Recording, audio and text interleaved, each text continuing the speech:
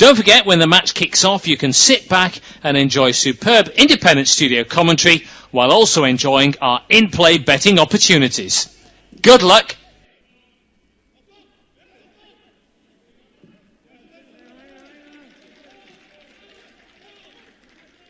Our next football commentary match is getting ever nearer, so why not take the opportunity of having a bet on the match? Whether you're interested in betting on the match result, the first player to score, the last scorer, correct score, double result, total goals market, handicap betting, or any other of our exciting markets, it's fun to be involved. Don't forget, when the match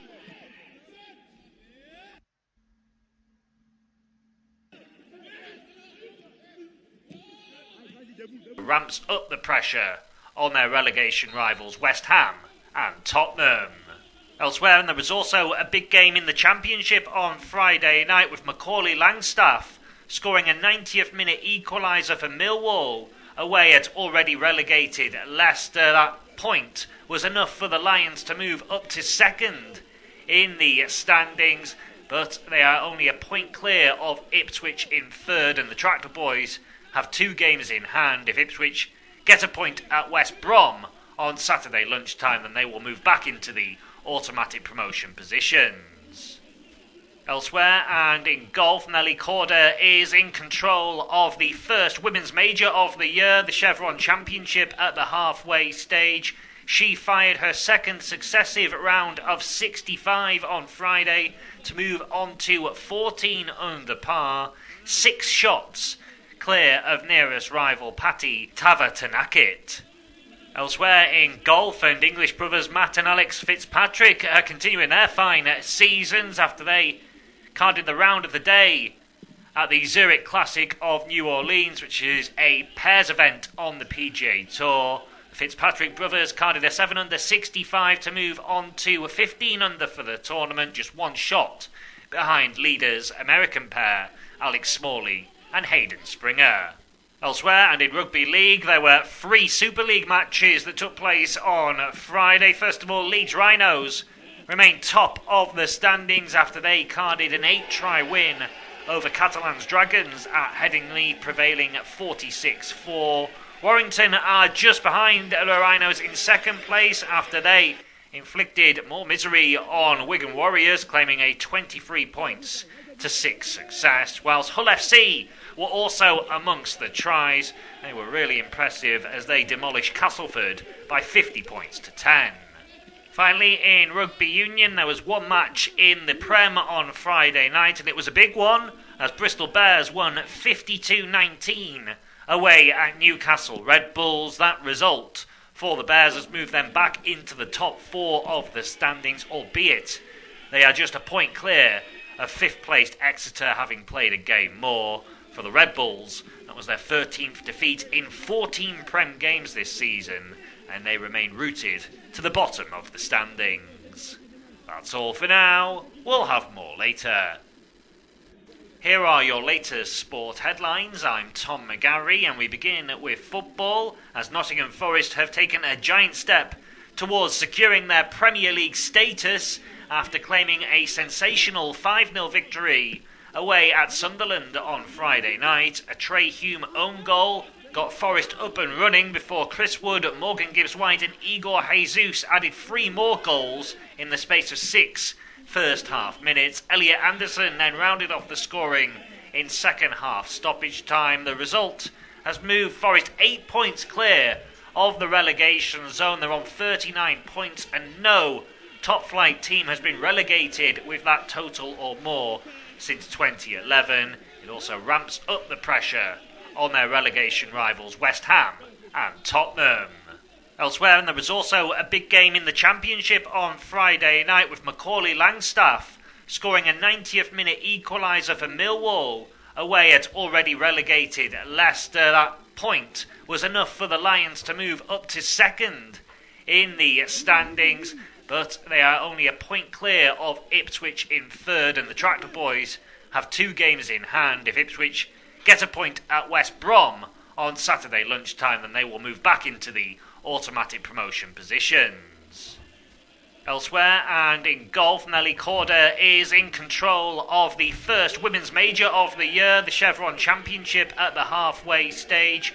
She fired her second successive round of 65 on Friday to move on to 14 under par, 6 shots clear of nearest rival Patti Tavatanakit. Elsewhere in golf, and English brothers Matt and Alex Fitzpatrick are continuing their fine seasons after they carded the round of the day at the Zurich Classic of New Orleans, which is a pairs event on the PGA Tour. The Fitzpatrick brothers carded a 7 under 65 to move on to 15 under for the tournament, just one shot behind leaders American pair Alex Smalley and Hayden Springer. Elsewhere, and in rugby league, there were 3 Super League matches that took place on Friday. First of all, Leeds Rhinos remain top of the standings after they carded an 8-try win over Catalan's Dragons at Headingley, prevailing at 46-4. Warrington are just behind the Rhinos in second place after they inflicted more misery on Wigan Warriors, claiming a 23 points to 6 success, whilst Hull FC were also amongst the tries. They were really impressive as they demolished Castleford by 50 points to 10. Finally, in rugby union, there was one match in the Prem on Friday night, and it was a big one as Bristol Bears won 52-19 away at Newcastle Red Bulls. That result for the Bears has moved them back into the top 4 of the standings, albeit they are just a point clear of 5th placed Exeter, having played a game more. For the Red Bulls, that was their 13th defeat in 14 Prem games this season, and they remain rooted to the bottom of the standings. That's all for now. We'll have more later. Here are your latest sport headlines. I'm Tom McGarry, and we begin with football, as Nottingham Forest have taken a giant step towards securing their Premier League status after claiming a sensational 5-0 victory away at Sunderland on Friday night. A Trey Hume own goal got Forest up and running before Chris Wood, Morgan Gibbs-White and Igor Jesus added 3 more goals in the space of 6 first half minutes. Elliot Anderson then rounded off the scoring in second half stoppage time. The result has moved Forest 8 points clear of the relegation zone. They're on 39 points and no top flight team has been relegated with that total or more since 2011. It also ramps up the pressure on their relegation rivals West Ham and Tottenham. Elsewhere, and there was also a big game in the Championship on Friday night with Macaulay Langstaff scoring a 90th minute equaliser for Millwall away at already relegated Leicester. That point was enough for the Lions to move up to second in the standings, but they are only a point clear of Ipswich in third, and the Tractor Boys have 2 games in hand. If Ipswich get a point at West Brom on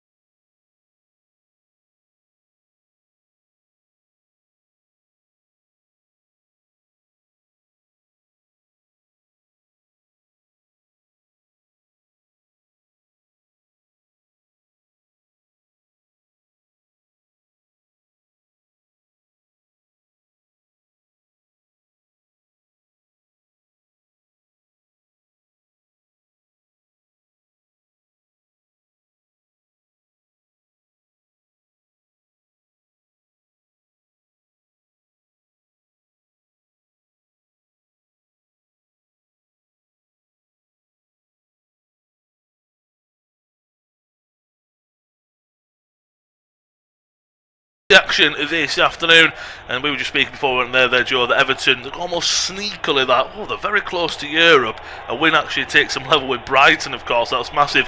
Same for West Ham. Both teams have got a lot on the line this afternoon. Yeah, they do indeed, especially for Everton. This is the type of game that if they get a win over West Ham, that gives them then the confidence throughout the rest until right till the end within the final game, and then that might also give them that little bit of a push as well next season. You know that they've got the European spots, and that gives them then a little bit more confidence within that season. It's all about, you know, leading up to next season. For West Ham as well, it's getting away, of course. Of course, Tottenham play against Wolves as well. That's a big game for Tottenham.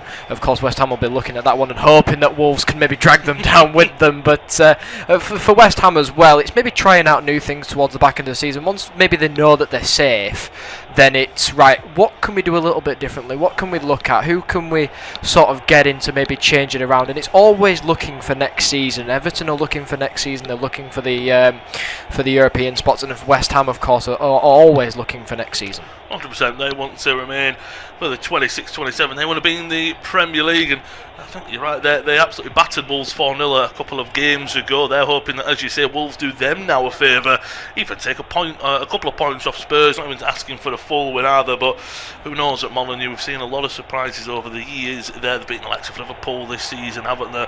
Drew with Arsenal, so who knows? Of course, as Joe said, there's a couple of games going on, so we'll do our best to keep you up to date with scores elsewhere. Wolves and Tottenham, one really on the eye, and Liverpool, Crystal Palace as well. And we've got a lot of games in the Championship, League 1 and League 2 and so forth. So if goals go in anywhere else, we will keep you up to date. At the moment, Everton have the ball. I can imagine it's very cagey at the London Stadium. Nice turn away from Jake O'Brien. Ball into the box for McNeil. Opens up, goes for a strike. Disasi, who's been a very good signing, I think, on loan from Chelsea. But Mavropanos had a very good partnership at the back. Good block away from him. Looking at the lineups, well, it's unchanged from 0-0 draw against Palace for the Hammers, whereas two changes for the Toffees. Bramthwaite due to injury, and Beto are out. In come Keane and Barry for the Toffees, who ball comes in from Mikalenko, blocked away. It's only back though to the Ukrainians. So quickly the lineups, if you did miss them, as Everton do just have the ball inside their own half. Manson continues in goal for the Hammers.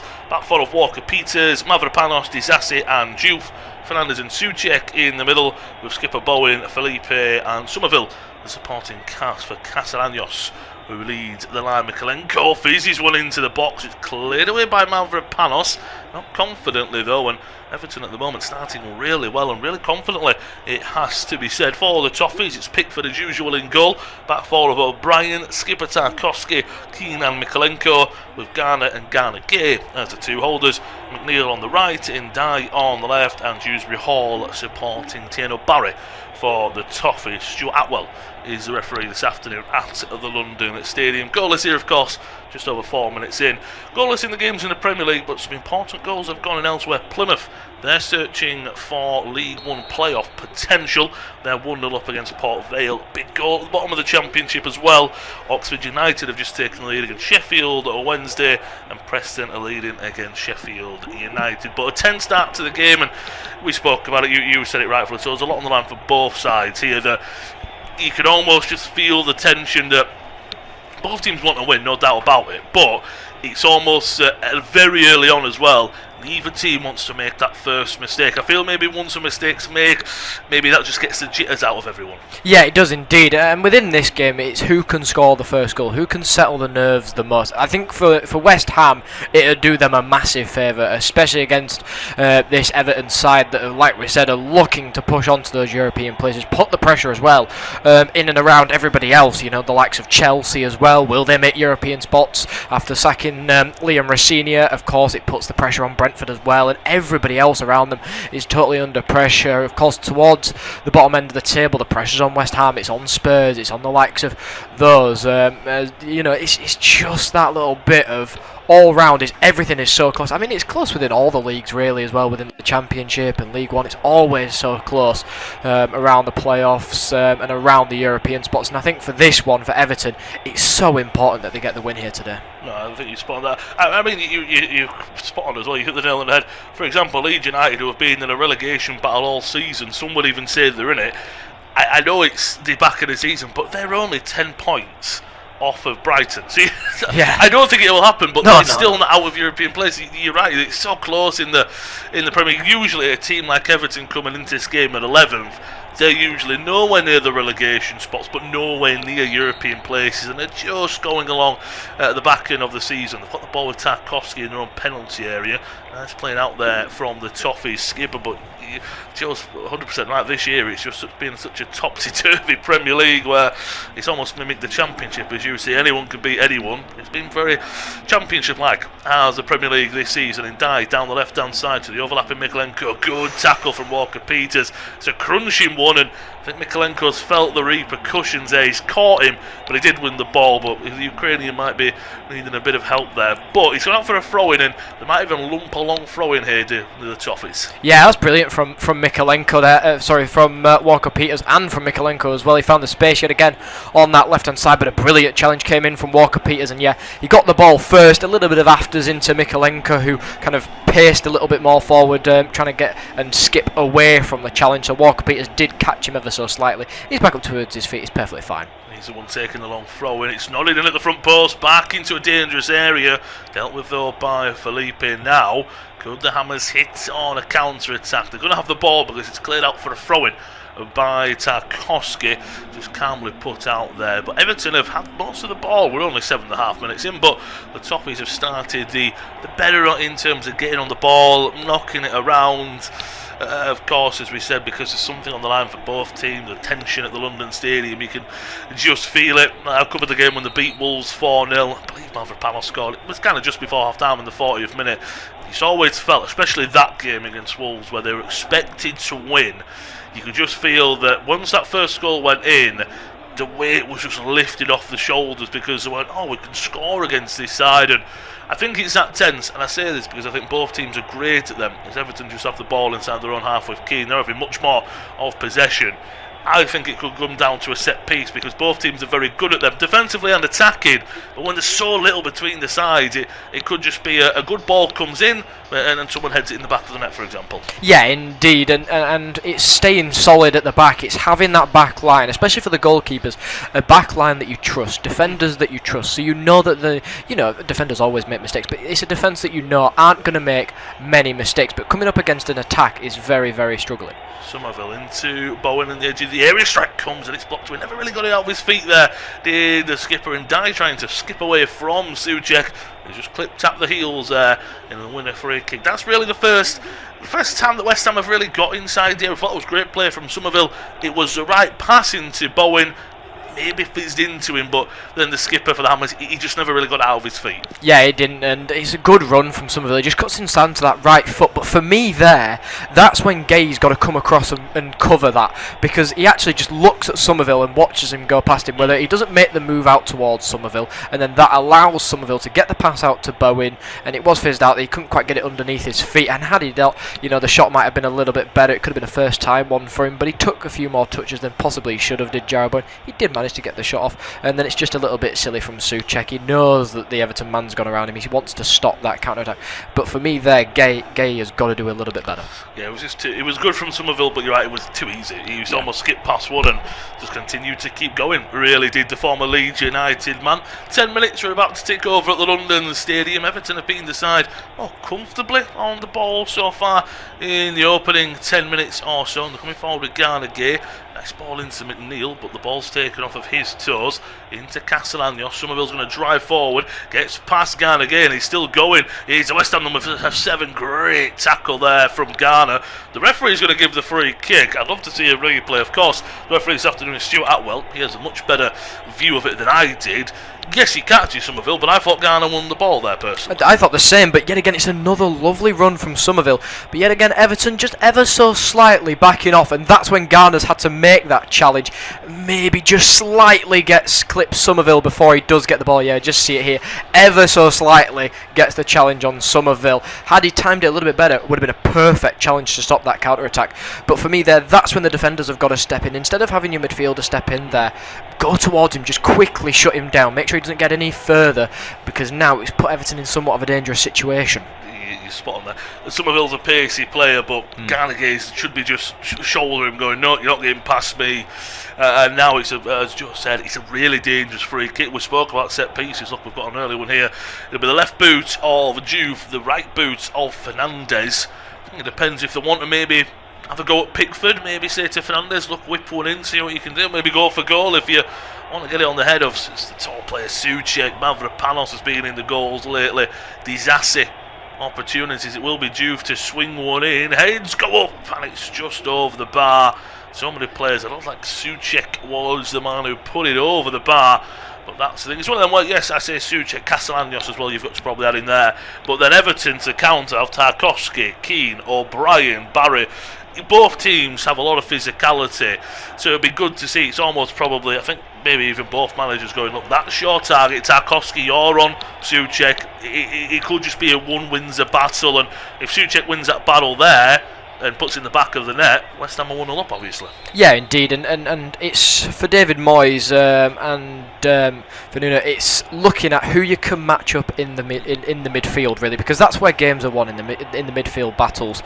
And they'll be looking at that. You've got Fernandez, you've got Souček, Somerville, Bowen, players like that, and then they've got Ndiaye, McNeil. But for me, West Ham do sort of overpower that a little bit, ever so slightly, as we can see with Somerville's pace a little bit, because Garnegay has had a few times where he's come at him and he's lost sight of him completely. Yeah, Somerville's had a good start to the game. Here come Everton. Ball down the left-hand channel for McNeil. Ball into the back six for Barry. It's just behind him. Tries an acrobatic finish, and I think it's one of them. I think Dewsbury Hall, I think it's not a great ball into McNeil, and I think McNeil puts the best ball he can in for Barry. A little bit behind him. If that's just put up there for a header, I think he's not in the back of the net. It's a little bit behind him, and it's very awkward. I will say as well, maybe he could have gone with his left foot, but that's being uber critical. Yeah, it is indeed, but it's one of them, it's just behind Barry. It's one of them that if it's the right ball in towards that back stick, simple header for Barry and it might go in, but it's one of them that's just a little bit too far behind him. He's had to do the acrobatic finish, and on this occasion it hasn't worked out for him. It's gone wide of the post, but this is nice from Everton. You can see them coming forward, you can see the intent that they've got in there. They're trying to play the through ball around the back and catch West Ham out on the counter-attack, and it is working out. And West Ham, well, they're just trying to pass it around, but they need to try and find the wingers a little bit more in Somerville and Bowen. We've only had that one chance for Bowen when he's touched the ball ever so slightly and then lost it. You've got to get him more involved, get your captain more involved, because he's the one that can lead you. He's almost Mr. West Ham, isn't he, Bowen? When Bowen's playing well, I know West Ham have got a lot of good players, but it's almost when Bowen's on song, West Ham are on song. Almost. About 10 yards into the Everton half, Fernandez will fizz a ball into the box. It has to be nodded away at the back sticks there by O'Brien. Souček was driving in there for an effort. That was a different delivery from Fernandez, but it's almost just a pinged pass into the back post. And I think if Souček's there, Felipe might have gone on the end of it. That would have been a good ball just to put in the back of the net. Yeah, and it's one of them where it's towards the back stick. If he can get away from O'Brien, the man at the far post, and beat him, he's there. Simple cutback, and you've got three players in and around the 6-yard box to aim at. Somerville swings the corner in. Great deliveries, it's easily dealt with. Fernandez might go for a strike outside the area. That could have gone anywhere. Takes a few good deflections and out for another corner. But as that's the thing, that deflection there, the deflection could have looped over Pickford, could have gone anywhere. But West Ham now starting to pick up a bit of momentum. Yeah, they are indeed. And Everton, this is their spell of just trying to see if they can weather this a little bit. Let West Ham try and throw something at you and then hit back at them. And this one, Fernandez, he just saw the gap open up. He's always going to try and take the shot because he didn't have many players to aim at in the first place. Somerville goes right to the back sticks. Disasi back across the face of goal. Juve knocks it back into a dangerous area. No one can get on the end of it. And now there could be a counter-attack on here for Everton. They've got bodies driving forward. West Ham have bodies coming back. Dewsbury Hall into Barry. Might have been offside. The keeper spills it. But Anthony gets away with one there. It wasn't a great pass from Dewsbury Hall. Maybe Barry even backed out of it for a second, but Hermansen comes out and he completely spills it. I think if Barry's more alive to the situation, or maybe even McNeil was driving in, it wouldn't have been a tap-in, but it definitely would have been a shot there. But I think you're right that was the problem there, because for Everton, yes, it was a counter, but all I could see was Dewsbury Hall looking up and going, I've only got one option here. One option. You need McNeil or Ndiaye driving forward to help him. Yeah, and West Ham had three players back there, so it's 3-on-2. The pass has got to be perfect from Dewsbury Hall into the path of Barry, who might have been offside anyway. The pass wasn't the best. It was always kind of going away from him. Hermansen's got to do a little bit better though. He's rushed out of his net and actually hasn't managed to slow himself down when he's got a hold of the ball. So he's let it go and kind of dropped it out. And it's nearly fallen back into the path of Barry. And that's one there where the goalkeeper would have been at fault there because the defenders have done everything right. They've let Dewsbury Hall play that ball in there. This is what I mean. They weathered that storm and then it's the quick counter-attack. But look at this. Nobody from Everton has really got it. It would have been very tight on that, actually, looking at that. But there's 6 West Ham players there storming back to make it 6-on-2. No Everton players surrounding. No, you're right. Like you say, watch it back. If Barry, play devil's advocate, falls for Barry, puts in the back of that would have been quite a lengthy VAR review, you'd like to think. But again, if you've got Njai making a run to his left, maybe someone to the right, it makes it easier for Barry to make that run. You're 100% right. It was easy for West Ham to defend because there was only one runner. Defended well, yes, I don't want to take anything away from them, but when you've only got one runner to defend, it makes it a lot easier. On the ball now, 17 minutes played, still goalless at the London Stadium. Goals are going in the EFL here, there and everywhere, but in the Premier League, all 3 games yet to see a goal. Liverpool, Palace are goalless. At Molineux it's Wolves 0, Spurs 0, and here at the London Stadium it's starting to get rolling, it has to be said. It's West Ham 0, Everton 0. So speaking of David Moyes, just seen pictures of him before on the sidelines. Of course, he's had 2 stints at both of these clubs. In his second stint at the Toffees and had 2 stints at West Ham. Forward comes Fernandes. Nice ball into Castellanos. Back across the face of goal. It's defended well and then booted away by Mikalenko. Just a nice underlapping run there. And again, when West Ham, as you spoke about Bowen there, I'm not saying he was involved on the back end, but it's almost he came out that wide. Everyone focused on him. Fernandes made a nice run, Castellanos made a nice run, and just not enough bodies really in the box for West Ham. Fernandes floats one out to Bowen on the right hand side. Back to Walker Peters, ball into the box, it's just floated in. Felipe battling for it, falls for Somerville, his sliced effort goes in the air. Bowen goes for a strike, blocked away. Bodies on the line there for the Toffees, and right now they're really getting on top of the Hammers. Yeah, they are indeed, but if you look at that then, Everton pulled 2 men out, and they're doing it again here, 2 men around Bowen. They don't need 2 men around him, just have that one there, because that means there's a space open up for a West Ham player to push in, maybe in behind Bowen or into the penalty spot, and that's when there you're going to have to force another player back. So if you want to do the quick counter, you're going to have even less bodies forward to try and do so, like we saw recently with that and Dewsbury Hall and Barry, where there was only just 2 of them and 6 West Ham players getting back. So there's clearly a space for a West Ham player to run into. They've got to find it because that could be the one that sets them for the breaking goal. Yeah, they're almost. Bowen's almost like decoys, and as you see, he's dragging 2 players, so he's almost going, follow me, lads. And Fernandes made that underlapping run. He had so much space because of it. Somerville, nice first touch. Is he taken down though by Garnegate? Yes, he is. A little bit clumsy from the Everton midfielder. Might be McNeil, actually, apologies, who brings him down. Garnegate looked a bit guilty as he was getting back to his feet, but another dangerous free kick for West Ham, and Everton started well on the ball, but now they're struggling to even get out of their own half at times. Yeah, they are indeed, and this is nice from West Ham because they're putting that pressure on. They're allowing these challenges to come from Everton because they're putting their bodies on the line. They're not caring, they're just wanting the ball to stay inside of this Everton half and make sure that Everton don't really see much of it, especially in this first half, because maybe coming into the second, if they can get a goal, it brings them into that second half full of confidence. That's why I know it's as cliche as it gets, but the first goal so vitally. If West Ham get it, Everton have to open up a bit more. West Ham love to hit on the counter, that probably suits them. If Everton do get the first goal, Everton will be the ones who sit back. Fernandes with the free kick. It's overhit, but I do just think no one's really making that run, if I'm quite honest. It should be better from the former Saints midfielder, yes, but you also feel if someone times the run a little bit better, could have found them at the back post. 20 minutes I've just ticked over here at the London Stadium. It's independent off studio commentary. West Ham 0, Everton 0.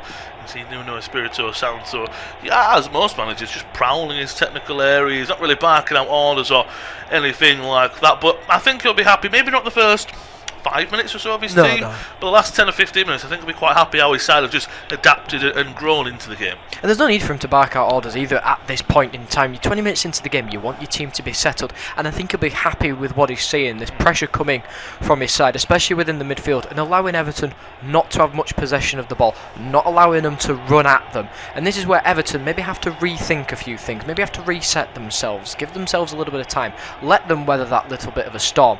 But you feel like they've weathered it a little bit too much now that West Ham can come at them because they've seen openings. Yeah, and it's almost, I feel, what West Ham and Nuno does very well. He almost, the first 5-10 minutes, actually does sit back, whether home or away, sees what the team's all about, and then goes, right, lads, we can.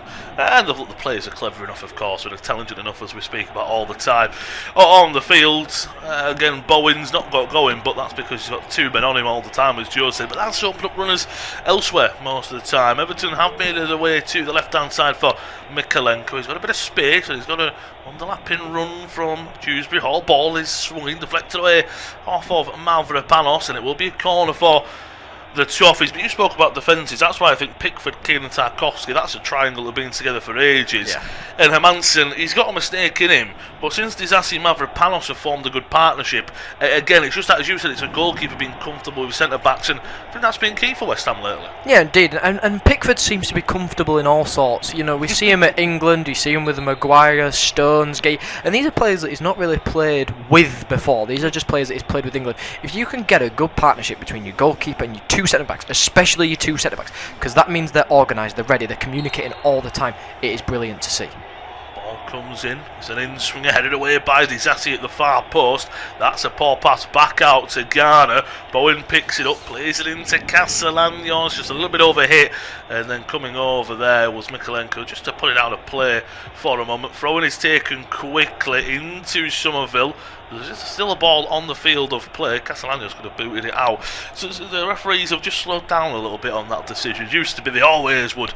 Yeah. Well, if the second ball's on the pitch, right, we're going to bring a halt to the play. I'm quite happy because it just was a mistake there. But straight out for another throw. A quick thinking, it has to be said, from Castellanos. Just didn't fall for Somerville in the penalty area. About a medium throw coming in from Walker Peters. Actually, he's just nodded back to him.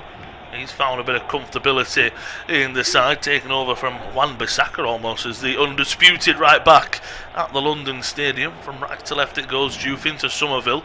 Cuts inside, he's trying to twist and turn away from O'Brien, but O'Brien does incredible, just stands him up almost, and then he defends it well. And now there might be a bit of space for the Toffees to counter him, but once again there's not many bodies coming forward for Everton, and Jai's almost having to slow it down, go past everyone on his own. He's still got it, and that's incredible play from the winger out to McNeil.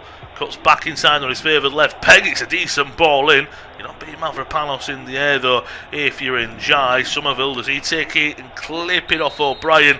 He clips it, but he clips it off the back heels of O'Brien and brings him down. But once again there, you saw Njai coming forward, and look, he could beat 2 or 3 players with his dribbling. He's a great dribbler. Yeah. But once, similar to the counter-attacks, where was Dewsbury Hall, as we spoke about? Where's McNeil? I know Garner and Garner Gay are defensive midfielders, but sometimes you just need one of them to make a run.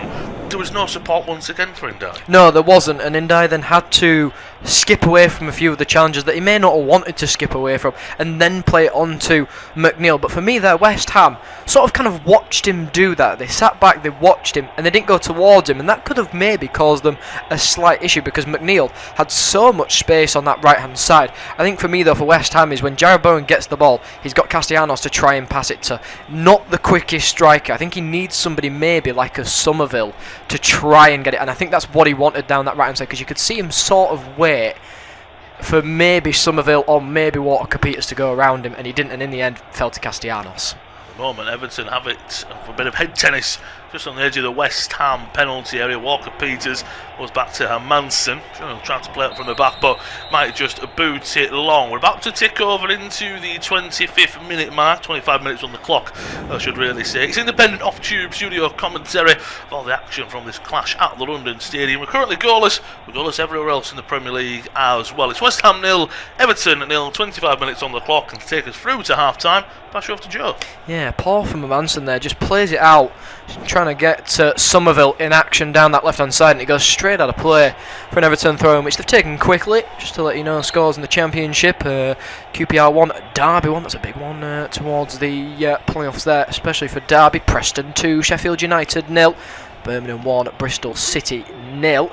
And within League 1, big goals at the top of the table surrounding the playoffs. Luton 1, Barnsley 0, and Plymouth 1, Port Vale 1. Plymouth down to 10 men. That's a big one for them if they want to push on up towards Luton, as West Ham come away with the ball here then, but challenge comes in from the Everton man, but just plays it down towards Axel Disasi. Disasi, well, he's trying to get away from McNeil there. McNeil's done really well to battle for it. Ball forward from Dewsbury Hall wasn't the best into the path of Ndai, and here comes Mavropanos. Well, he's gone up into the halfway line. Onto Somerville. Somerville, brilliant run from him. Can he get the cross inside the box? He can. It takes a deflection off of the Everton defender in O'Brien, and he goes straight out of play for a corner kick. That's nice from West Ham though. Brilliant play from them, especially down this left hand side, and you can see now that Mavropanos and Disasi aren't afraid to push up a little bit higher now. No, and again, I think that's what you spoke about with confidence. Mavropanos, I've always thought Disasi actually quite an underrated player, but Mavropanos at West Ham's looked a disaster at times, but the West Ham defence have looked a disaster. So I just think that's the confidence that he knows that he can get there, whereas, and probably because, as you said, he's got a partner who he knows can help him, that if he makes a mistake, whereas before he probably went, I can't make a mistake because my teammate's going to make a mistake as well. So that's confidence in your defence, and that's confidence at the back, and that also is probably the same with Walker Peters to his right, Juve to his left. That back four, you spoke about a goalkeeper, but also your full-backs and centre-backs have a good partnership as well, as we spoke about. And I just think West Ham, their defensive solidity's come to, right, we've got confidence within the back four, we're playing well, we're keeping clean sheets, and the communication's great, as you said earlier. Yeah, talk about the West Ham defence, conceded 57 goals compared to only Everton's 30 now, but both 39, but both teams have scored 40 goals this season, as Garner has possession of it here on that right hand side. There was a penalty shot in the game between Liverpool and Crystal Palace, but Andy Madley has quickly reversed his decision after looking at the VAR review. Liverpool do not have a penalty within that game. It remains 0-0, a bit like it does within our game, and a bit like it does as well Wolves and Tottenham. They're both 0-0, goals flying in and around in the Championship and League One, but not in the Premier League so far. We're still waiting for one team to try and break the deadlock across all three games then. Ball over the top, towards McNeil. Isn't the best one, just runs straight through towards Hermansen, who just quickly plays it out there. That's nice from Hermansen there. He's seen the space of Walker Peters, just plays it in towards him on that right hand side, but play slowed down there. They need bodies forward now a little bit more to West Ham. You can see them coming. They're trying to break a little bit too quickly, maybe more quickly than they should do. Yeah, and I think at the point now, just as we approach half an hour in, it's important that West Ham just don't get too confident on the ball and knocking it around, and as you say, the time their attacks a little bit better, because at the moment I think you're at that point of to throw too many players forward and nothing really comes from them. Castellano's getting involved now. You need him to drop a bit deeper. I think that should be a free kick for me. They've got away one there of Everton, and they might hit on a counter now. Yeah, they can do. Garnagay was the man that bundled over Walker Peters, who might have got himself straight, but ball down the line into Ndai. Brilliant defending from Disasi. Can he watch it go to play? Can do. And it'll be a goal kick there. Everton maybe wanting their the corner kick, but that's good from Axel Disasi, just to block off Ndai, who's coming in behind him. The referee's just having a word with one or two of the West Ham players that may have thought that was a free kick. For me, definitely a free kick there. I think Garnagay has been fortunate with that one, because he's gone straight in on Walker Peters. Maybe you can argue that Walker Peters might have lost possession of the ball, maybe to the oncoming Everton man, but for me, I've seen them being given. I think that's the problem, where if I'm quite honest watching it back, I don't think it's a foul, but that's given 10 times out of 10. That's the problem, isn't it? Yeah. That wasn't given. I think we both sit here and go, oh, you know what, it's a bit physical. But he does, as you see, kind of comes across him, does it? I think it's the right leg that comes across. If that was shoulder to shoulder, I don't think there's a problem. But again, I think West Ham, they're probably saying, right, ref, well, you know what, when one of our players does that, you better not give a free kick. That's probably to keep the consistency up as well. I think that's the thing, is we see a lot of fouls being given nowadays that we see them again sometimes and we go, oh, why hasn't the referee given that one? I saw it last week when he did that, and that's what sometimes it feels like. But referees see things in different ways, you know what I mean? Maybe they don't have a clear view of it, and that's why he can't give it, or maybe he's given it because of this has happened. And you know, sometimes we do see them, like I said, and sometimes they're given, sometimes they're not. It's the same with penalties as well, as the ball is crossed onto this left-hand side, looking for Somerville. It's good tracking back from McNeil, just calmly heads it down towards O'Brien, who launched it up towards Barry, who I think maybe needs a little bit of support up there, because he is going 2 against 1, 3 against 1 sometimes. I think he just needs that help from Dewsbury Hall. He does. I think Dewsbury Hall's more... It's a 4-2-3-1, whether you like to look at formations. But Dewsbury Hall, he's not an attacking midfielder, he's a central midfielder. He's closer to the 2 DMs, isn't he, than in Garner than he's forward. The whole point of it is, right, Garner, they're not going to go forward, so you go close to your winger, Dewsbury Hall. You go where you want, get close to the forward Barry, because I can imagine it's quite frustrating for Barry getting touches 2v1, as you say, really awkward. You're up against Disassi, who just proved how strong he was against Barry, wasn't he, a few moments ago. And then Mavropanos, of course, I think maybe he's still a very strong player, but maybe more a bit pacey than Disassi. I really think they complement each other really well, and you sit and think that he's come on loan from Chelsea, and I'd probably say that he'd walk into Chelsea 11s right now with Disassi. Yeah, he definitely would. Is there a recon clause maybe? So maybe Chelsea are looking at that sort of option for them, but like we said, it'll be interesting to see how Chelsea, if they don't get European spots, line up as well next season. For both these teams, it's how maybe they'll line up next season. West Ham are needing the 3 points, and you can tell it here as a free kick has been won by Keen handball in it. But you know, it's looking for next season. It's looking for who can you additionally add to your side. Who's going to push you that little bit better? Who's going to be the player that you buy in that's going to really help your team out next season? And for Everton, they'll be looking at that, especially if they get European spots, because they know how difficult it will be. They'll need a player that can maybe get them. Of course, you know, they do have the likes of Beto, they do have the likes of Barry and Ndai. A long ball forward here, I'll just break off for a moment. It's a poor touch though, but does he manage to keep it in? I think it comes off of the post. The referee says yes. Well, Diouf is not happy with that one. He thinks it's a corner kick. I didn't realise he'd actually kept it in. I thought he'd run his call straight out of play before he kicked it. He managed to be kept onside. It's a lovely ball over the top. It's a heavy touch, and yeah, I think it's gone out before he's even played that in there. I thought it had done. We'll just see it again there. But he's complaining maybe that he was being pushed to the ground, or maybe it was a corner kick. But he's not happy with something that's given by the referee. But Everton have got themselves a free kick here. But you've got to say, Diouf can't really argue with that one. No, he can't. Whether it's if he did keep it in play, he goes out of play from the cross, as you say. But yeah, watching that back on a replay, I thought it was a good decision that it went out straight away. But you are right. I think, for example, as well, Everton make European football. It's a case for a few players to stay as well, isn't it? They're in Dye. Yeah. If they don't make it, I'm sure there's teams above them that will think, well, him and Dye, he could come to us and make a real impact. I know that Manchester United have been quite interested in Dye for the last 18 months since he really came to Everton.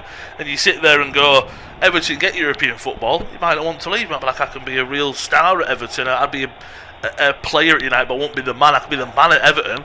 Whereas if Everton end up finishing 10th or 11th, it's just the promise of, well, if you stay, we'll build. Or whereas I go play Champions League football at a Liverpool, maybe at Manchester United. So you're spot on, and you can bring in better players, as you say, can't you? Whereas West Ham, they're fighting for survival. If they go down, I don't think Bowen would be there, Fernandes won't be there, no. Somerville won't be there, Mavropanos, Disassi won't be there. Whereas if you stay, Disassi might go, I'd like to sign permanently here, you know, and then yes. You can build, can't you, as you say, and then you can go, right, let's not get involved in a relegation battle again.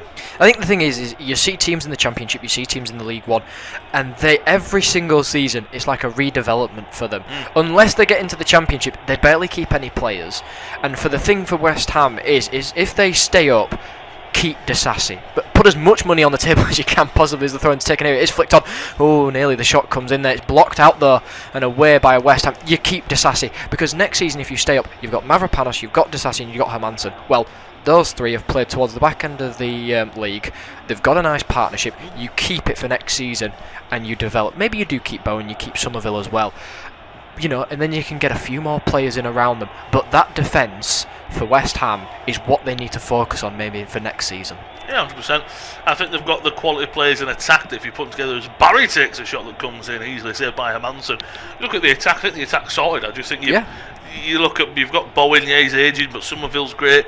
Maybe you could get a number 10. Maybe that would be the only question. But yeah, if you signed Disasi, get a number 10. I look at this West Ham side and I go, that's a side that pushes for Europe for me.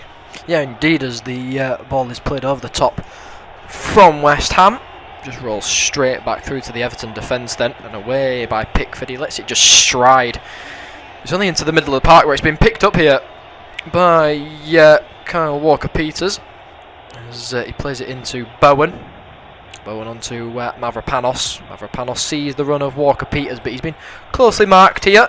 And West Ham can just pass it around the back. Well, we've had the first goal within the Premier League. It has come at Anfield. Alexander Isak has scored for Liverpool. Liverpool 1, Crystal Palace 0. Then, of course, Ekitike out for 9 months with the Achilles. I did the game in which he did it in the Paris Saint-Germain game. I thought he'd done his knee, and actually I thought that's what it first looked like, but no, his Achilles had unfortunate for him, so he might miss I think he'll miss the World Cup as well, which is not the best for the French striker. As the ball is now with Gay, and Gay just plays it back into O'Brien. He just passes it back towards Tarkowski. Tarkowski trying to get his team going then. Long ball forward, looking round the back. It's not the best from Walker-Peters as Mikalenko's snuck up behind him there, and Walker-Peters didn't realise that, and Mikalenko's won the ball for West Ham on this left-hand side. And Ndai, lovely run from him. He's escaped Bowen. Lovely pass in towards Dewsbury Hall. He gets it back to Ndai. He's mumbled up his feet, but he's managed to do well inside the box. Can he get the shot off? He does ever so slightly while he's on the floor, but it trickles towards the goalkeeper. It's comfortable for Hermansen in the end, but brilliant batting from Ndai there. One-man army there from Ndai, wasn't it? Great player. The pass back from McNeil was good as well. Couldn't take anything away from the former Burnley man, but that was all Ndai there. Now Somerville, is he taken down? Yes, he's actually going to be a yellow card as well, maybe. We'll have to wait and see what the referee gives him. At the moment, if I'm honest, there are 2 players that for each team are standing out. Ndai for Everton and Somerville for West Ham. Yeah, indeed. It's the 2 wingers playing on both the same sides, and definitely, and you can see that is what Everton, the yellow card has been brandished to Jake O'Brien then by the referee Stuart Atwell then, first yellow card of the game, and it's rightly so.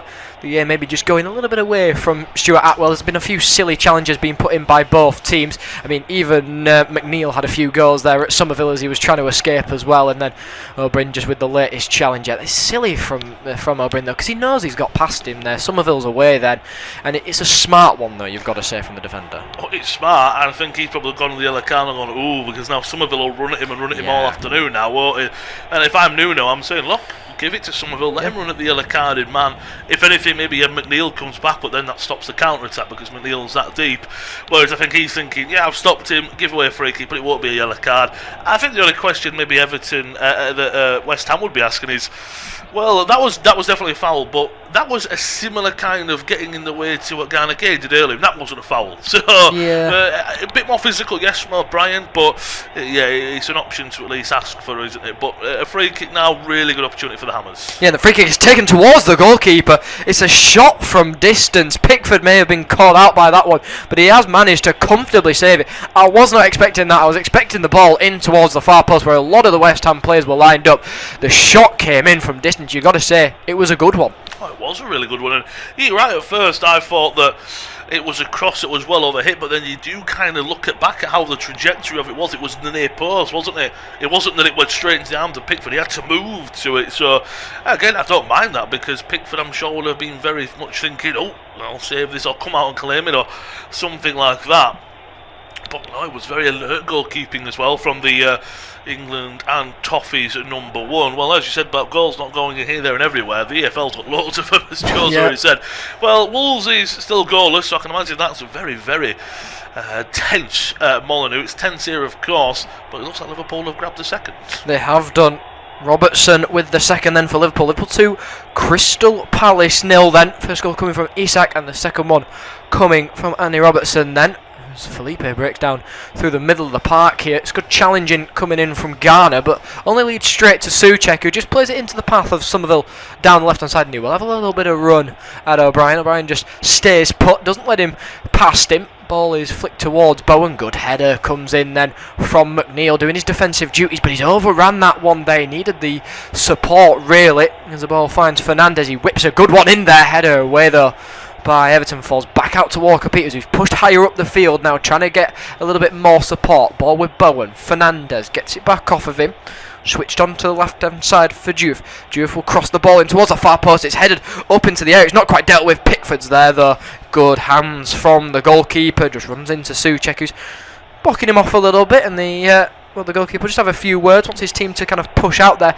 That's nice from West Ham. You can see them pushing a few more bodies up now, gaining the confidence to do so. No, you're right there, because that was a lovely ball from Diouf, but earlier on there was Castellanos, Felipe, Bowen at the back sticks, but not really committing. But that time you had Souček were making that run. You had Felipe and you had Castellanos. Bowen was in there. That's what you need. You need to pack the box in. You know what, as well, I think if you're a player like Souček, who's got to make the run a bit further than a Castellanos, if you see Diouf putting those balls in, I think you'd be more committed to, right, I'll make that run because you're putting balls like that. I'm happy to. Whereas if you see 5 crosses, they all go over you on the ball to the first man, you're thinking, I'm not making that run. Whereas you can quite clearly see he looks at his player, he gets confidence he can get a ball into the box, so he's happy to run and support the attack. Yeah, ball forward towards McNeil is a good one. He's taken it down very nicely. Drops it into the path of Garnegay, who just plays it onto the right-hand side for O'Brien, who just delivers a ball in. It's not the best one. Easily cleared by Jared Bowen at the far post. Comes back out. Well, Keane there. He takes his time with that one. And Castellanos goes, well, you're not going to go for it then. I will then. And Keane has to react smoothly to it. Mikolenko now has possession of the ball. Just the two at the back for Everton. They're trying to push bodies a little bit forward when they go on the attack now then. There's the ball onto the right hand side. The flag is raised by the linesman on that far side. It's a little bit silly from McNeil. I think he's got to do better than that. Time that run a little bit better. He was looking down the line as well. Yeah, I think that's the problem, that because he has his back to the play for a second, but he takes that first look, doesn't he, down the line, and that's when it's a little bit disappointing. If you don't look and you just make that run blindly, I accept it a bit more, but I also think you should have a look. Whereas McNeil looks, and he almost looks but doesn't stop. He looks and he goes, oh, I'm onside, then takes a further step, and you go, well, no, that means you will be offside. So I think that's got to be a little bit better. And I think both managers, usually this is the time of game where you'd ask someone, what do you think both managers think? I think both will be happy and frustrated, won't they? Because they will look and go, okay, so Dewsbury Hall, if that passing to Barry's better, there's a chance there, but where is the support as well to help out Barry? With West Ham, we've got balls into the box, but we haven't really tested Pickford, for example, so there's a lot of positives and a lot of negatives for both sides really coming into half-time. Yeah, indeed. Mansfield have gone 2-0 up in their game against Huddersfield. Huddersfield were really on the push towards the playoffs, but it seems to have sort of died down on 64 points now. I don't think they can't close the gap on the likes of Plymouth and Luton, who were maybe hoping for a Stevenage loss today, but Stevenage, with all 3 points bagged, may surely see them in the playoffs of League One. Ball forward towards Felipe, then he's done well to keep it in. Ball towards Walker-Peters. And Dai is getting back there, but Walker-Peters is using his strength, and Dai is doing well to kind of block him off. Good defending. Can he be kept in by Garnegay? It can. It comes off of the leg of Walker-Peters. Really good defending by Everton there. Yeah, he's just clever from Garnegay, and it's the experience there of the midfielder. I know he's been at Everton for what feels like an absolute age, of course, left for PSG, but 36 years old now, and I mean, you can tell he's lost a bit of pace maybe, but in that he's in the IQ, hasn't he? He's still got great timing in the tackle as a Senegalese midfielder, and that's just clever from him. Very similar to you look at a Souček. He's got the experience, lost his pace really, but he's got the experience. Lovely touch from Dewsbury Hall. Here come the Toffees. Yeah, check it around Malik Diouf then. He's got McNeil on the right hand side and will use him. Fernandez has had to drop in to that left back spot for the time being.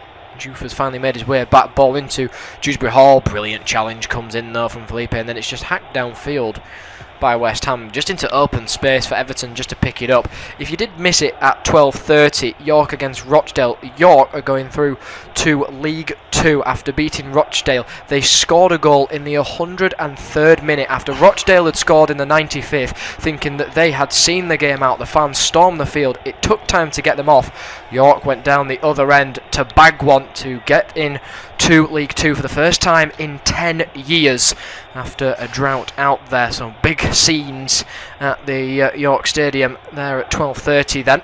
as West Ham try and get the ball back off of Everton at the moment. It's smart from Everton. They're just passing it around them. They're really trying to make sure that they maintain possession of the ball now. Long ball forward isn't the best one, and it's a few times now Everton have tried to play those balls forward and they haven't worked out. I think something's maybe got to change for them. It really has, because it's just, and that one as well, I think there's a difference between, isn't there, a long ball and a long pass, and there being all long balls, there's not been any long passes. Here come the Hammers with Bowen. Yeah, here comes Bowen, then cuts inside to that right foot, tries to play it back across the net. Somerville was in there, he couldn't quite reach it, neither could Felipe either, and it's got to be the crosses in from Bowen. It was a beautiful one, but you've got to say that two of the players there should have possibly got onto the end of that one. Yeah, it's not a tap-in, but they should have got the boot to it, as you say. It's lovely from Bowen. Somerville's there. I think as well, Felipe, our cameras lingered at him. You were right, because that's when they lingered on Felipe, and I thought, it was Somerville who was one running in.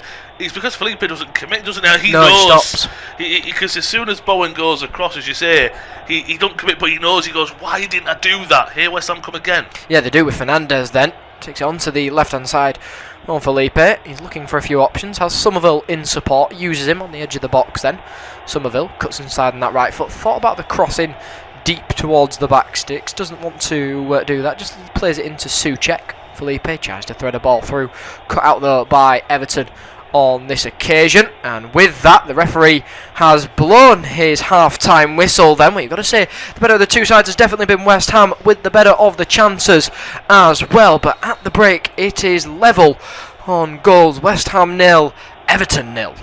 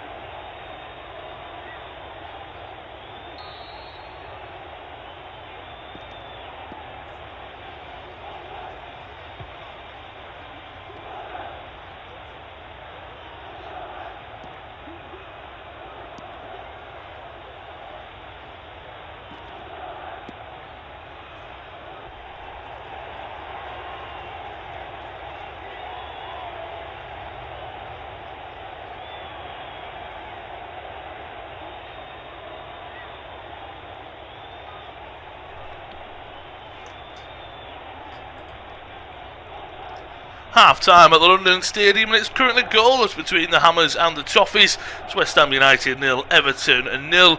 The two live wires have been for West Ham. Somerville creating some really good chances, creativity on that left. Sim on the left-hand side for Everton, and Dye's been fantastic. The best chance for West Ham was a Souček header just over the bar. For Everton, it was an opportunity that they missed through Barry.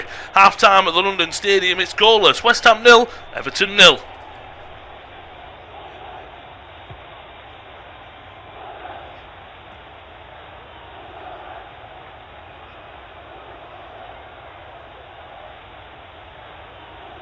Half-time at the London Stadium, and it's currently goalless between the Hammers and the Toffees. It's West Ham United 0, Everton 0. The two live wires have been for West Ham. Somerville creating some really good chances, creativity on that left. Sim on the left-hand side for Everton, and Dye's been fantastic. The best chance for West Ham was a Souček header just over the bar. For Everton, it was an opportunity that they missed through Barry. Half-time at the London Stadium, it's goalless. West Ham 0, Everton 0. Half-time at the London Stadium, and it's currently goalless between the Hammers and the Toffees. It's West Ham United 0, Everton 0. The two live wires have been for West Ham. Somerville created some really good chances, creativity on that left. Sim on the left-hand side for Everton, and Dye's been fantastic. The best chance for West Ham was a Souček header just over the bar. For Everton, it was an opportunity that they missed through Barry. Half-time at the London Stadium, it's goalless. West Ham 0, Everton 0. Half-time at the London Stadium, and it's currently goalless between the Hammers and the Toffees. It's West Ham United 0, Everton 0. The two live wires have been for West Ham. Somerville created some really good chances, creativity on that left. Sim on the left-hand side for Everton, and Dye's been fantastic. The best chance for West Ham was a Souček header just over the bar. For Everton, it was an opportunity that they missed through Barry. Half-time at the London Stadium, it's goalless. West Ham 0, Everton 0. Half-time at the London Stadium, and it's currently goalless between the Hammers and the Toffees. It's West Ham United 0, Everton 0. The two live wires have been for West Ham. Somerville created some really good chances, creativity on that left. Sim on the left-hand side for Everton, and Dye's been fantastic. The best chance for West Ham was a Souček header just over the bar. For Everton, it was an opportunity that they missed through Barry. Half-time at the London Stadium, it's goalless. West Ham 0, Everton 0.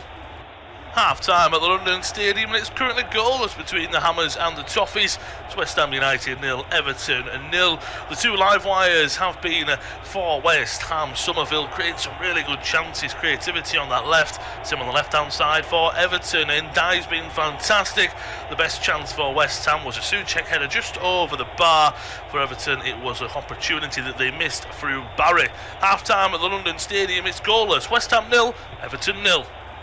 Half-time at the London Stadium, and it's currently goalless between the Hammers and the Toffees. It's West Ham United 0, Everton 0. The two live wires have been for West Ham. Somerville created some really good chances, creativity on that left. Sim on the left-hand side for Everton, and Dye's been fantastic. The best chance for West Ham was a Souček header just over the bar. For Everton, it was an opportunity that they missed through Barry. Half-time at the London Stadium, it's goalless. West Ham 0, Everton 0.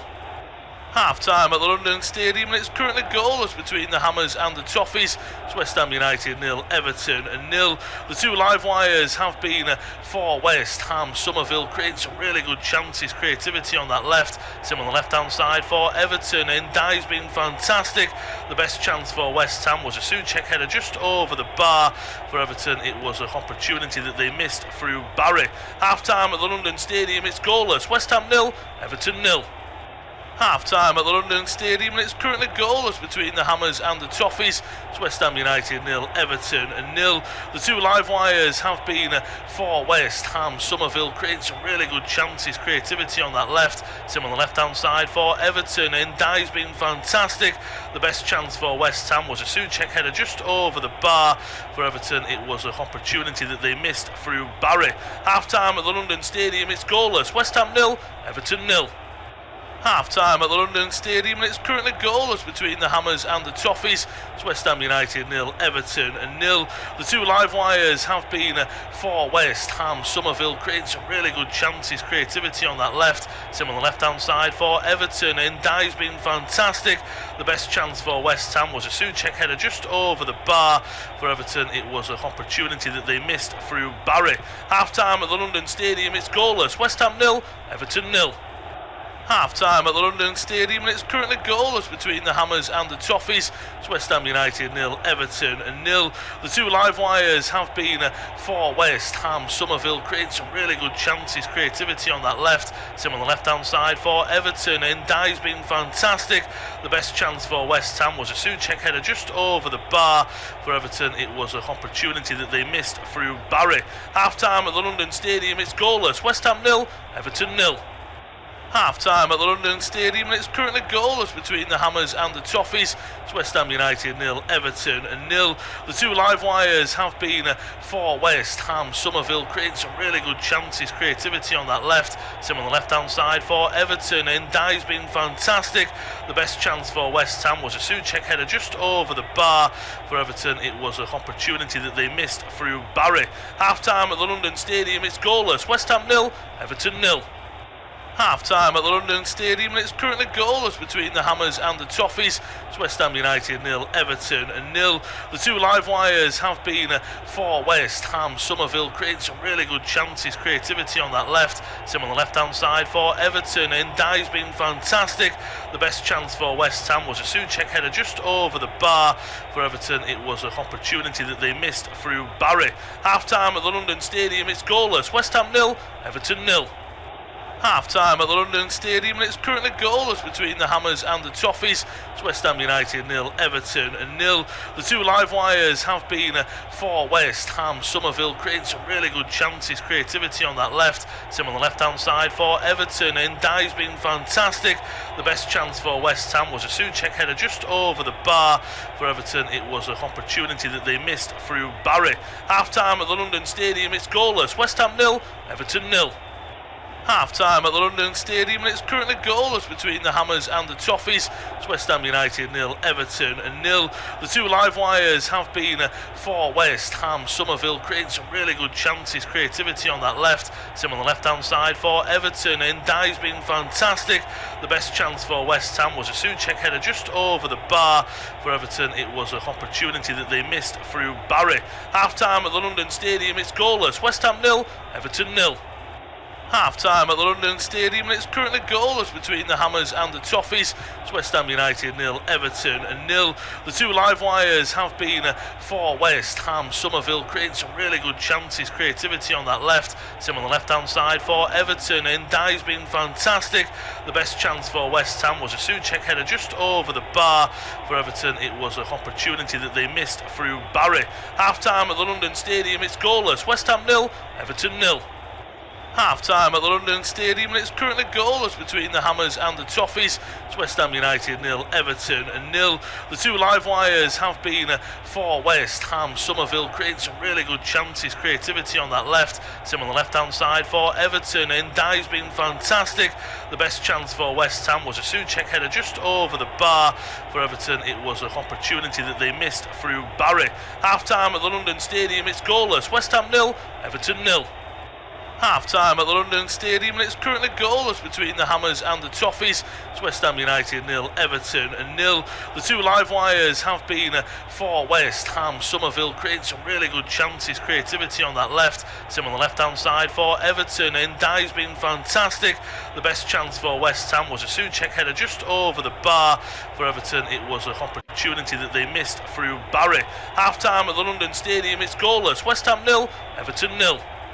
Half-time at the London Stadium, and it's currently goalless between the Hammers and the Toffees. It's West Ham United 0, Everton 0.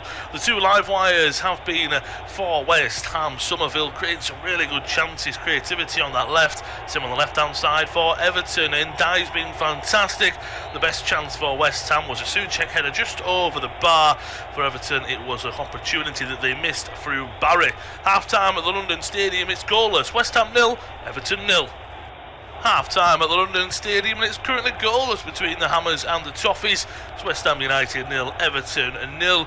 The two live wires have been for West Ham. Somerville creating some really good chances, creativity on that left. Sim on the left-hand side for Everton, and Dye's been fantastic. The best chance for West Ham was a Souček header just over the bar. For Everton, it was an opportunity that they missed through Barry. Half-time at the London Stadium, it's goalless. West Ham 0, Everton 0. Half-time at the London Stadium, and it's currently goalless between the Hammers and the Toffees. It's West Ham United 0, Everton 0. The two live wires have been for West Ham. Somerville creating some really good chances, creativity on that left. Sim on the left-hand side for Everton, and Dye's been fantastic. The best chance for West Ham was a Souček header just over the bar. For Everton, it was an opportunity that they missed through Barry. Half-time at the London Stadium, it's goalless. West Ham 0, Everton 0. Half-time at the London Stadium, and it's currently goalless between the Hammers and the Toffees. It's West Ham United 0, Everton 0. The two live wires have been for West Ham. Somerville creating some really good chances, creativity on that left. Sim on the left-hand side for Everton, and Dye's been fantastic. The best chance for West Ham was a Souček header just over the bar. For Everton, it was an opportunity that they missed through Barry. Half-time at the London Stadium, it's goalless. West Ham 0, Everton 0. Half-time at the London Stadium, and it's currently goalless between the Hammers and the Toffees. It's West Ham United 0, Everton 0. The two live wires have been for West Ham. Somerville creating some really good chances, creativity on that left. Same on the left-hand side for Everton, and Dye's been fantastic. The best chance for West Ham was a Souček header just over the bar. For Everton, it was an opportunity that they missed through Barry. Half-time at the London Stadium, it's goalless. West Ham 0, Everton 0. Half-time at the London Stadium, and it's currently goalless between the Hammers and the Toffees. It's West Ham United 0, Everton 0. The two live wires have been for West Ham. Somerville creating some really good chances, creativity on that left. Same on the left-hand side for Everton, and Dye's been fantastic. The best chance for West Ham was a Souček header just over the bar. For Everton, it was an opportunity that they missed through Barry. Half-time at the London Stadium, it's goalless. West Ham 0, Everton 0. Half-time at the London Stadium, and it's currently goalless between the Hammers and the Toffees. It's West Ham United 0, Everton 0. The two live wires have been for West Ham. Somerville creating some really good chances, creativity on that left. Same on the left-hand side for Everton, and Dye's been fantastic. The best chance for West Ham was a Souček header just over the bar. For Everton, it was an opportunity that they missed through Barry. Half-time at the London Stadium, it's goalless. West Ham 0, Everton 0. Half-time at the London Stadium, and it's currently goalless between the Hammers and the Toffees. It's West Ham United 0, Everton 0. The two live wires have been for West Ham. Somerville creating some really good chances, creativity on that left. Same on the left-hand side for Everton, and Dye's been fantastic. The best chance for West Ham was a Souček header just over the bar. For Everton, it was an opportunity that they missed through Barry. Half-time at the London Stadium, it's goalless. West Ham 0, Everton 0. Half-time at the London Stadium, and it's currently goalless between the Hammers and the Toffees. It's West Ham United 0, Everton 0. The two live wires have been for West Ham. Somerville creating some really good chances, creativity on that left. Same on the left-hand side for Everton, and Dye's been fantastic. The best chance for West Ham was a Souček header just over the bar. For Everton, it was an opportunity that they missed through Barry. Half-time at the London Stadium, it's goalless. West Ham 0, Everton 0. Half-time at the London Stadium, and it's currently goalless between the Hammers and the Toffees. It's West Ham United 0, Everton 0. The two live wires have been for West Ham. Somerville creating some really good chances, creativity on that left. Same on the left-hand side for Everton, and Dye's been fantastic. The best chance for West Ham was a Souček header just over the bar. For Everton, it was an opportunity that they missed through Barry. Half-time at the London Stadium, it's goalless. West Ham 0, Everton 0. Half-time at the London Stadium, and it's currently goalless between the Hammers and the Toffees. It's West Ham United 0, Everton 0. The two live wires have been for West Ham. Somerville creating some really good chances, creativity on that left. Same on the left-hand side for Everton, and Dye's been fantastic. The best chance for West Ham was a Souček header just over the bar. For Everton, it was an opportunity that they missed through Barry. Half-time at the London Stadium, it's goalless. West Ham 0, Everton 0. Half-time at the London Stadium, and it's currently goalless between the Hammers and the Toffees. It's West Ham United 0, Everton 0. The two live wires have been for West Ham. Somerville creating some really good chances, creativity on that left. Same on the left-hand side for Everton, and Dye's been fantastic. The best chance for West Ham was a Souček header just over the bar. For Everton, it was an opportunity that they missed through Barry. Half-time at the London Stadium, it's goalless. West Ham 0, Everton 0. Half-time at the London.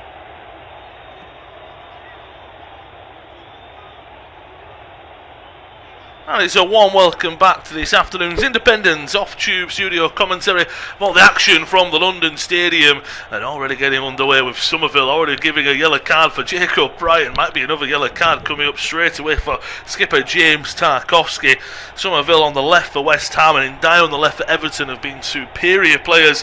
They've been exceptional for both sides, it has to be said, in that first half. And you feel if something's going to come from either of these sides for a goal or chances, it would be through them. And I assume Somerville now, with the right centre back and the right back both on yellow cards, Former Leeds United man will be licking his lips at the chances that he's got. It's a really physical tackle, late one as well from Tarkowski, one that the skipper seems to make ever so often. So yellow card for the skipper as well as the right back O'Brien. No changes at half time, so the sides are exactly how they started and ended the first half. West Ham coming forward, they've seemingly been given a boost at half time by Nuno. Thought both sides were decent in the first half. Maybe Everton in the first 10 minutes were better. West Ham grew into it, but it is goalless. West Ham 0, Everton 0. Let's see where we go from here. It's myself, Lewis Raftery, joined by Joe Pearson, take you through the entirety of the second half. And well, the reason I think it's 0-0 and so tense is because, as we've already spoke about multiple times, both teams have something on the line. Everton chasing European football, West Ham chasing survival in the Premier League. And in the second half, do you think it might open up? I'll bring Joe in a moment. Actually, as Bowen comes down the right-hand side, it's headed away. Bowen will do well. He might even win a throw-in. He does. The skipper does exceptionally well. Do you think the second half will open up? I mean, you'd like to think it would, but who will be maybe the first one to make that move? I think it might be West Ham. Looking at it now and being like, all right, who's got a yellow card? Well, you've got O'Brien and you've got Tarkowski, both on the right-hand side. Well, what's Somerville going to do? All right, give me a little bit of support on that left-hand side, and we'll see if we can try and get him a second yellow. You know what I mean? It's one of them that they are looking for, because that is a weak spot now. O'Brien and Tarkowski know that they can't lunge in for challenges. They can't go flying in. Otherwise, it might result in a second yellow and off they pop. And then that's when, on the left-hand side for Somerville, it opens up more for them. Yeah, as you say, they've got to hold off, and it's an entire side. It's not, for example, Keane on the left and Tarkowski who still come over. He's spot on. Somerville takes it past McNeil. He's looking full of confidence. He's the type of player. He's a wingers. Wingers, when they're confident on song, they look like the best players in the world. Somerville looks one of the best wingers in the league. Falls on the edge here nearly for Somerville. Back for Pickford. I thought Bowen was going to close him down a little bit more than he did there, but he just has to clear it. Does the Toffees keeper out for a throw-in. Pretty poor from him so quickly, unless West Ham continue to fly forward. They are, with Walker-Peters, Souček into Fernandes. Well, they're the one who started the second half, and much the better of the two sides. Everton just sitting back ever so much. Anthony's in goal for the Hammers. We'll bring that in a moment as Somerville into the area. Tristan turns away, ball into the box at the back, sticks opportunity. Castellanos, is he taken out? There it goes wide. Pickford's having a shout at him on the ground. He's rolling around as a former Lazio man. The question is, maybe was he taken out, but did Pickford get the ball? Is the bigger question. Lovely play from Somerville once again. Makes a great ball in, but as Joe pointed out, O'Brien can't get close to him in case. It's a good first touch. It should be a corner, I do think. But what do you think here? I mean, it's very close. A lot of bodies around. Yeah, indeed. It's missed by Mikalenko. It's brought down by Castellanos, who tries to dink it past Pickford. And for me there, Pickford's coming out of his net. For me there's nothing wrong with what Pickford's done. He's come down onto him to close down the angle. It's hit him. I can't see what's happened actually after. I think Pickford's sort of gone into the side of Castellanos. For me, Pickford's done exactly what he should do as a goalkeeper, which is rush out towards him and defend him. And also for me there is O'Brien is so far away from Somerville because he's quite scared that he's going to try and dive in. It's got to be a little bit better. They're looking at a possible penalty foul here on the VAR. I don't see anything wrong. No. The only thing is, does he catch him there? But what you say, and I think you're 100% right, is he comes out and gets the ball. If Pickford doesn't get the ball, that's a foul. So, yeah. But he gets the ball because Castellanos has a shot. Pickford comes out like a starfish almost, and he gets the ball. I mean, the longer they look at it, I don't think it's a penalty. I don't mind them having a look at it, if I'm perfectly honest. But and it has been blown away. I think Pickford's, you give a thumbs up there. I think it's not clumsy because Pickford's come out again. It's struck off of Castellanos and it hits his chest because Pickford comes out, as you said. It's good goalkeeping. So we'll have a review of it in a minute as well. Ball into the box. It's not in the back of the net though. It won't care. West Ham won't be bothered about any penalties they might have had. Souček in the back of the net. We spoke about could a set piece be the difference maker here. Inside 6 minutes, West Ham take the lead at home. What could be a vital 3 point in their search for relegation safety. Souček hammering home a bullet header. Nothing they could do. Great ball in from Bowen. The in-swinger was fantastic from the skipper. He set up a few goals this season. How important he's been. Souček, what a soldier he's been for the Hammers. Bullet header, nothing Pickford could do about it. 52 minutes on the clock. It's West Ham 1, Everton 0. Well, it's erupted around the London Stadium. It's a brilliant ball in there, and it's a brilliant header from Souček. He rises higher there than Ndai, rises higher than Idrissa Gana Gueye. The defence has got to be better. Souček cannot be running in like that and winning that header when you've got two Everton players around him. Pickford will feel like he's being fouled. I'd like to see it, because for me, Castellanos is actually getting in a little bit of his way and forcing Pickford to go backwards. It's whether here, does he push him enough to make sure that Pickford doesn't get that ball. That is what VAR will have a look at, and that is what they're having a look at here. For me, Castellanos might play a big part in this in not allowing the goal to stand, because he has backed into Pickford there. No, I think on the second watch, I think you're right. The referee's having a word of VAR, but they said it stands. So what a goal that is for West Ham.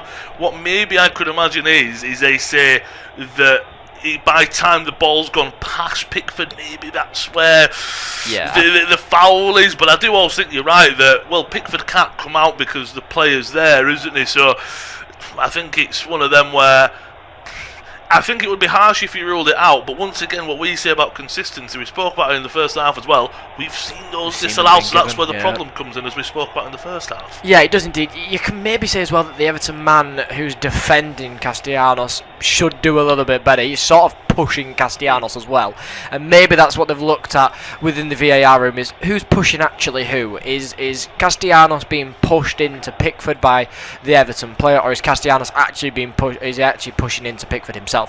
For me, I think maybe they've looked at it and gone, right, the Everton man is pushing in onto Castellanos. That means, well, the foul's not going to be given then, because his own man is pushing him into Pickford. West Ham, though, coming forward, I think they're thinking, could we get a quick fire second and to a degree maybe just put this game to bed? Everton have been poor since coming out of the break. Haven't been even given a chance to give you the lineups quickly in the second half. They are the same, but it's a Manson in the Hammers goal. Back four of Walker Peters, Maverick Panos, Disasi and Juve as a back four. Goal scorer Souček is partnered by Fernandez. It's skipper Bowen who set up a lovely ball in from the corner for him. Felipe and Somerville, who's been electric on that left hand side for West Ham, and Castellanos who leads the line for the Hammers. For the Toffees, it's Pickford in goal, back three of yellow-carded O'Brien and yellow-carded Tarkovsky, along with Keane and Mikalenko, Gana Gueye and Garner as the two holders, with McNeil, Dewsbury Hall and Ndai holding the width, I should say, and the supporting cast for Tieno Barry. And Everton have really got to up their game, but now of course all eyes will look to Molyneux. It is still goalless, so we look at the table at the moment. Of course, Wolves and Spurs, as we say, is goalless, so they're picking up a point at Tottenham Hotspur. Well, 4 points is the gap at the moment for West Ham, so but the devil's advocate, say he just finishes regardless of goals, a draw at Molyneux, West Ham win this, well then it's 4 games. They can even afford a slip up in the running, and I would say Spurs, they haven't got an easy running either. No, they don't. The likes of Aston Villa, Leeds, Tottenham, and then of course Everton on the final day as well. And if things go as they were for Everton, even if they don't pick up the 3 points here, or if they come out with a point as well, of course it matters who's around them. If they get a few more wins on the board and they push higher up, that last game might be vital for them to get into the European spots. Everton, you can say, maybe can't afford a slip up within this, but it could be vital for them. You've got the likes of Chelsea. They'll be pushing for the European places if they aren't already in them. Leeds, of course, are looking to push maybe further on up the table. And then you've got Aston Villa next. Well, Aston Villa next is a big ask, you know what I mean? It's a big one for Spurs to go there. And for me, looking at the Spurs side and looking at the West Ham side as well, yes, Spurs have spent a little bit more of the money. Yes, they have a little bit of better of the team. But collectively, as teamwork, they don't play that well. No, you're right. West Ham, for me, again, I didn't see them against Palace. I covered them against Wolves, covering them this afternoon with Joe. But I am rather impressed by West Ham against. Yes, Wolves. I mean, to a degree, if you want to stay in the Premier League, I don't want to be disrespectful to Wolves, but you should look impressive against Wolves, even though they put up a good fight. But they're looking impressive against the side that are pushing for European football, and they're pushing forward. Mikalenko ball into the box, straight in the arms of Anton. And I think this will be the thing for West Ham as well, is that, again, okay, you draw with Palace, looking at their last few fixtures, as Somerville has it on the left-hand side. Right, a draw to Palace, 4-0 win at home to Wolves.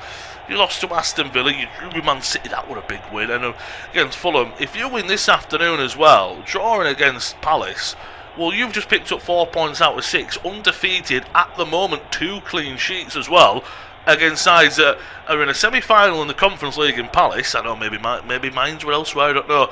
And a side in Everton that are pushing for Conference League. So you, almost as a player, you go, right, we've had a terrible season, but this side, this team, know everything. We are European capability. Let's do what we need to do this season. Let's go again, because we could be up there next season. Yeah, let's rebuild. Let's see who we can get in. Can they keep Axel Disasi? Possibly so. These are the things that are going through maybe the West Ham players, the West Ham team, is what can we do next season? Can we get a run of good wins now towards the back end, get 3 points, pull away from Tottenham? And Tottenham have got a very, very hard run, and that is what West Ham are looking at. Is if they can get at least maybe, I think there's 4 games left, isn't there? If they can get a win, 2 out of 4, 3 out of 4, or at least get a draw within there as well, I think they'll be miles away from Spurs. There's plenty of people that still believe Spurs can keep up. I know Roy Keane was saying it on the overlap that he still believes and put all your money on Spurs to stay up. For me, I'd put all your money on West Ham maybe to stay up within this, because Spurs at the moment, like I said, individually, they've got really good players. Some of the best players that I've watched for a while. As a team, do they work out well? Possibly not, no. And that's maybe what you've got to look at. It's whether, do they go down to the Championship, because they will lose a lot of those players as well. They will have a rebuild, and yes, of course, they will be the biggest spenders within the Championship. But for West Ham, it's how much can they spend but get the right players for their system for next season. No, I think, and also having a manager that's there and happy with. Seemingly, Moyes was there for a while. Not happy with David Moyes, whether, and I never felt that they built a David Moyes side. Everton have, and look what they're doing. They're playing some fantastic football, and they're in the European places. I think Nuno proved he could build a European side with Forest. Here they come though, the Hammers. Jared Bowen looking lively. Ball into the box. Is he taken down? Referee says no. I think he might have been caught, but I do think the Everton defender got the ball. Again, there might be a VAR review. It was O'Brien, so if he gets it wrong, could be a second yellow card as well. It's one of them as well where he's almost being sandwiched. Referee has pointed for a goal kick. VAR is intervening, as they should do. Watching it back, I think that's Bowen who goes back to kick it. He then kicks Garner, so it's going to be a bit painful because he's almost twisted his ankle as he's done it. And again, I have no problem with VAR looking, but it is a goal kick. Good decision on the field by the referee. Yeah, really good decision. He had a clear view of it as well. He could see what would happen, and as Bowen tried to play it back across the net, Garner came in from behind him, stopped in his basically tracks, and Bowen hit the standing leg of Garner, and in the end tripped up, and that's what caused him to fall to the ground. It is a painful one. You can see him kind of hobbling away, but he seems alright now, back up towards his feet, and they'll be looking maybe to edit more towards Bowen. They've used Somerville quite a bit. Maybe give him a rest for now, and then, within about 10 minutes, 15 minutes, then put him maybe back in towards the game. You'd have to say, let him have a run at Mikalenko. And again, now that he's so vital, that first goal, it's as cliche as it comes, but goals change games. Now Everton have to come further forward. Mikalenko, that's the example, he's almost playing as a winger. Bowen's taken it off of him. I think it's gone out for a throwing back for Everton. But again, as you spoke, but that means O'Brien's a centre-back playing at full-back. I don't think he's going to get far forward. But Mikalenko is going to push forward. He's going to look to get an overlap. That might, as you say, that might then open up a bit of space to say to Bowen, you know what, just stay a little bit further forward, because you can get in behind and you can create something for us. We played just over an hour at the London Stadium. It's West Ham United 1, Everton 0. Souček, the 31-year-old Czech international, scoring his 6th goal of the season, his 5th in the league. Lovely delivery from a corner from Bowen. Bullet header from the defensive midfielder, and West Ham do lead 1-0 thanks to that. It's independent off-tube studio commentary live from the London Stadium. West Ham United 1, Everton 0. Over scores, we'll bring you have a look at the Championship if this game does slow down later. But Liverpool in the Premier League are 2-0 up against Palace. That puts them level with Manchester United they're in 4th but level with 3rd place Red Devils. And the other game that Joe's already spoke about, we've all got eyes on at Molineux. It's Wolves 0, Spurs 0. So if we see a red dot pop up on that one, we'll sure to bring you an update. But they are 2 games you can catch on this service. Corner comes up for Everton. It's into the front post. It's a poor delivery. And I believe there's been a free kick given anyway for the Hammers, so they will be able to get the ball back and clear it away. Looks like there's a double change coming up for Everton in just a moment. Can't quite make out who it is, but definitely 2 players coming on. And I don't think it's a surprise that Everton are the first team to go to the bench, because West Ham have players on the bench. It's not like they have an 11, they have a good squad. But I can imagine Nuno's going, look, whilst it's going well, I don't really want to change anything. Yeah, indeed, and these are changes that maybe need to come for Everton. The fresh legs that need to be brought onto the field. One of them being George, of course, the young forward for Everton. Tyreek George, 20 years old. He will be making his way onto the field very shortly. Couldn't quite see who the other man was that was standing next to him, but like I said, one of them definitely is Tyreek George. But it'll be interesting. These are fresh legs that Everton need to maybe spice up the game, and maybe Nuno is seeing this and going, alright, let me make my changes in a little bit then, see who I can bring on to change up the game. Yeah, react to maybe, let's see what Everton are going to do first, and we'll react to that. There seems to be, I can imagine, maybe Tyreek George is for just a winger for a winger. Somerville, once again, taking it past Garner a little bit too easy. Garner, it's just a clip of the heels, but that might be another yellow card. It is. So 3 players now in the book, and they're all for Everton. Tarkowski, the skipper, and O'Brien. Garner will go into the book there as well. I mean, James Garner's always probably a heavy favourite for a yellow card. I think the yellow card's a little bit harsh, if I'm honest. It is a foul because he goes past him and he kind of just turns his back, clips his heels. I think I can see why the refs give a yellow card, but I do think that's a little bit harsh against Garner. Yeah, indeed. Somerville has played it around him and then kind of runs into Garner, who sort of stood still. Yeah, he's played the leg out. He knows what he's doing, does Garner. But for me, I think Somerville's kind of run into him. But he does seem to be in a little bit of pain here, Somerville. And the physio's had to be called onto the field. So I think we'll see maybe those Everton changes to come. Tarkowski's arguing with the referee. He's got to be careful if he says anything towards him. And that's probably why he's got the armband on. He's only yellow card, so he has got to be careful. But he can probably go, but ref, I'm the captain, I can have a word with you. He probably goes, yeah, you want the second yellow card to boot. As well as Joe said, you're not missing anything. Still down on the ground is Somerville. If he had to come off, it won't just be a disappointment for West Ham, it's a disappointment for us too, because he's been absolutely excellent to watch as a neutral. Of course, we do have the likes of Traore on the bench as well, if you want to bring him on. I mean, he's probably great for the last 10-15 minutes. He's the former Fulham man. You've got Callum Wilson, who could come on and make a difference. He's got a great record against Everton, as we are wailing in play, watching back to goal for Souček. I mean, right on his head. It's a great delivery, but if I am David Moyes, I'm seeing Barry's in front of him, Tarkowski, and I want to see Dewsbury Hall behind Souček. How in 4 players, I've got 3, West Ham have won. How the West Ham player has won that, He'll be disappointed in. Yeah, indeed, and it's a slight nudge from Souček on Barry, but Barry's got to be stronger there. He's not even lifted himself up off the floor before Souček has pushed him there. So we will now see the changes that have come. O'Brien, of course, who was on that yellow card, has come off, and so has McNeil, Irogbunham, and George have come on.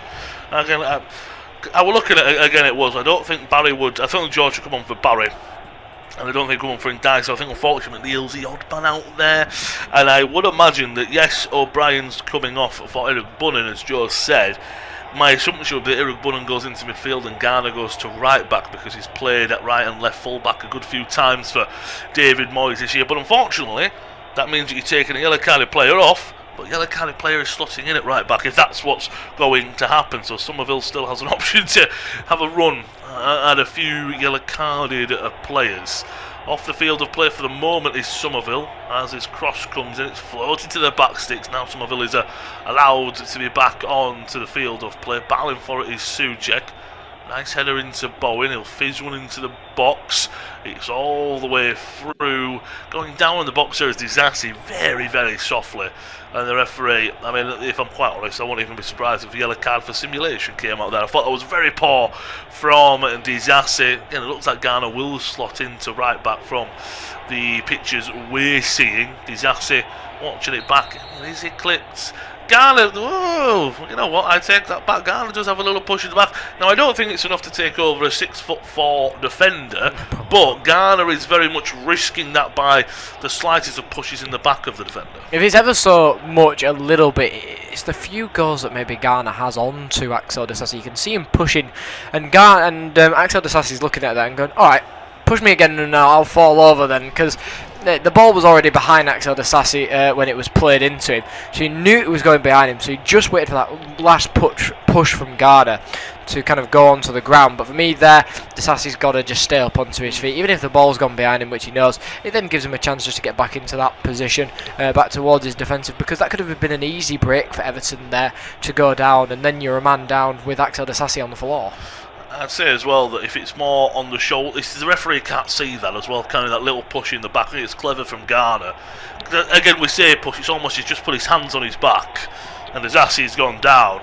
I think if Ghana, for example, is on the shoulders pushing him, go down because the referee can see that. I think it's clever how Ghana has done it. 67 minutes on the clock, West Ham 1, Everton 0, still goalless at Molineux, and comfortably, it looks like Liverpool still 2 goals to the good at home to Crystal Palace. Of course, the game earlier in the Premier League this afternoon, early afternoon from Craven Cottage, Fulham were successful 1-0 against Aston Villa, something that will have pleased Liverpool.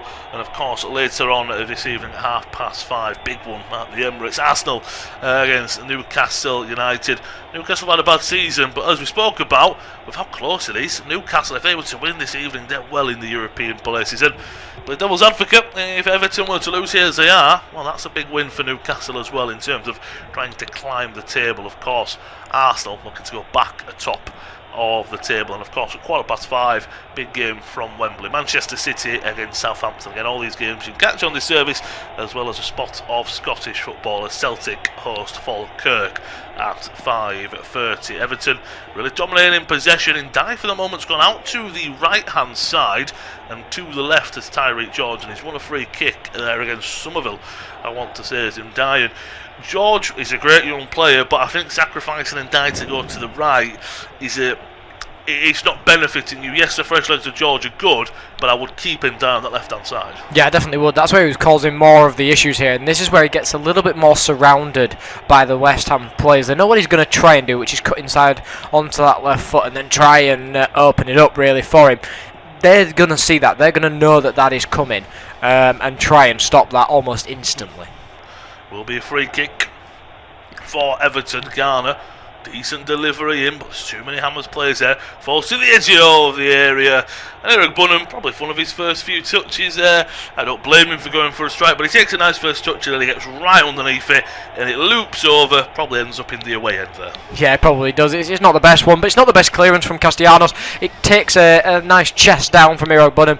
The shot's got to be better if he's going to try and do that. He had plenty of time actually just to chest it down, take another touch on the floor and then maybe try the strike, or to try and loop it back in, but he saw the stars light up if he can try and find a wonder goal into the top corner on that volley, but on this occasion got it all wrong. You probably saw his name in lights, didn't you, as you say, if I could score this as an equaliser, what a goal that would be. Ball from the goal kick. Pablo's gone down. I'm not sure if it's gone the way of West Ham. Pablo looks like he's a bit upset, so it hasn't gone their way. Tarkowski's the man involved again, as Joe said. But be careful on that yellow card. I don't think it's a yellow card worthy tackle at all, but if you do 2 or 3 of them to Castellanos, he's going to pick up a yellow card for having too many words with the referee. I'm sure Tarkowski's probably got a big grin on his face there after that. Castellanos, he does seem the type of player that you probably put the armband on just to make sure he can have a word with the referee. Watching it now, they've both got arms all over each other and they both go down really softly. Tarkowski goes down first. I think Felipe goes down because Tarkowski goes down. It's very soft between the two. Again, I'm not sure which way the referee's given it. The referee this afternoon is Stuart Atwell. He's given it the way of Everton. I think you should just let the play go on there. But Bit of a muddle there, but as I say, that 3/4 of this game are done and dusted. Just over 70 minutes played at the London Stadium, and thanks to a Souček goal early on in the second half, it's the Hammers who hold a vital 1-0 lead in their search for Premier League safety. It's West Ham United 1, Everton 0. Independent off-tube studio commentary of all the action, and take us through to full time. Pass you over to Joe. Yeah, big goal surrounding the League One playoffs. Bolton 1-0 up against Bradford. Bradford, of course, 5th place at the moment. I'll break off just for the moment. Somerville tries to get around Garner on this occasion. It doesn't work out. Well, from Garner there, that's not the best pass out either towards that right-hand side. And it's given away a throw-in, for West Ham. Like I was saying, yeah, Bolton in 3rd on 77. Bradford on 73. Of course, Plymouth are pushing quite high up on 70 as well. So are Luton, but they're drawing with Barnsley at the moment. If they can get the full 3 points as well, it puts pressure on Stevenage and Bradford. And of course, Stockport as well in and around there. Ball onto the right-hand side. Of course, David Moyes has already won away at a former club in Manchester United in November this season. Only 3 managers have won away at 2 former clubs in a season. Harry Redknapp in 2009. Portsmouth and West Ham. Roy Hodgson in 2011, Liverpool and Blackburn, and 2020 to 2021, Fulham and West Brom, and Nuno Espirito Santo in 2024, Spurs and Wolves. As the ball is played in for the throw-in for West Ham, but easily picked up by Everton, who just played it across the floor and out towards their defenders, out towards Garner on the right hand side. He's been quickly closed down now from Somerville, and this is where Garner may start to struggle, because Somerville knows he's on a yellow card. He's going to put as much pressure on him as he can. He is, and that's the problem where I don't blame them for moving Garner to right back or anything like that, but you do just sit there and go, well, you're just moving a yellow carded player. You're moving a player who can play right back in O'Brien out, who's on a yellow card, yeah, but then you're moving someone on a yellow card in midfield now out of his position on a yellow card. So if you're trying to get the yellow card player off, you should have taken Garner off as well and maybe had a tweak of formation. But Somerville up against O'Brien, you at least see O'Brien's got that physical battle, hasn't he? Whereas unfortunately with Garner, maybe a more speedy battle, but you'd say Somerville's got him cooked up every single day. Axel Disasi, well, has it gone out for a corner kick? It didn't seem a happy reaction from Barry, but it has got out for the corner kick. Axel Disasi not very happy with his performance on that one then. He just tried to watch it go out, he just sit down, and Barry's in behind him. He can't pass it back to Hermansen just in case, and then Hermansen goes, well, why didn't you pass it back? But I think Axel Disasi played it right there. He knew he couldn't, tried to turn back in on himself, and in the end just watched it Garda play for a corner kick. Just let you know, before the corner's taken, Crystal Palace have got a goal at Anfield. Ball whipped in, then headed away by West Ham. Munoz has scored the goal for Crystal Palace. Liverpool 2, Crystal Palace 1 then.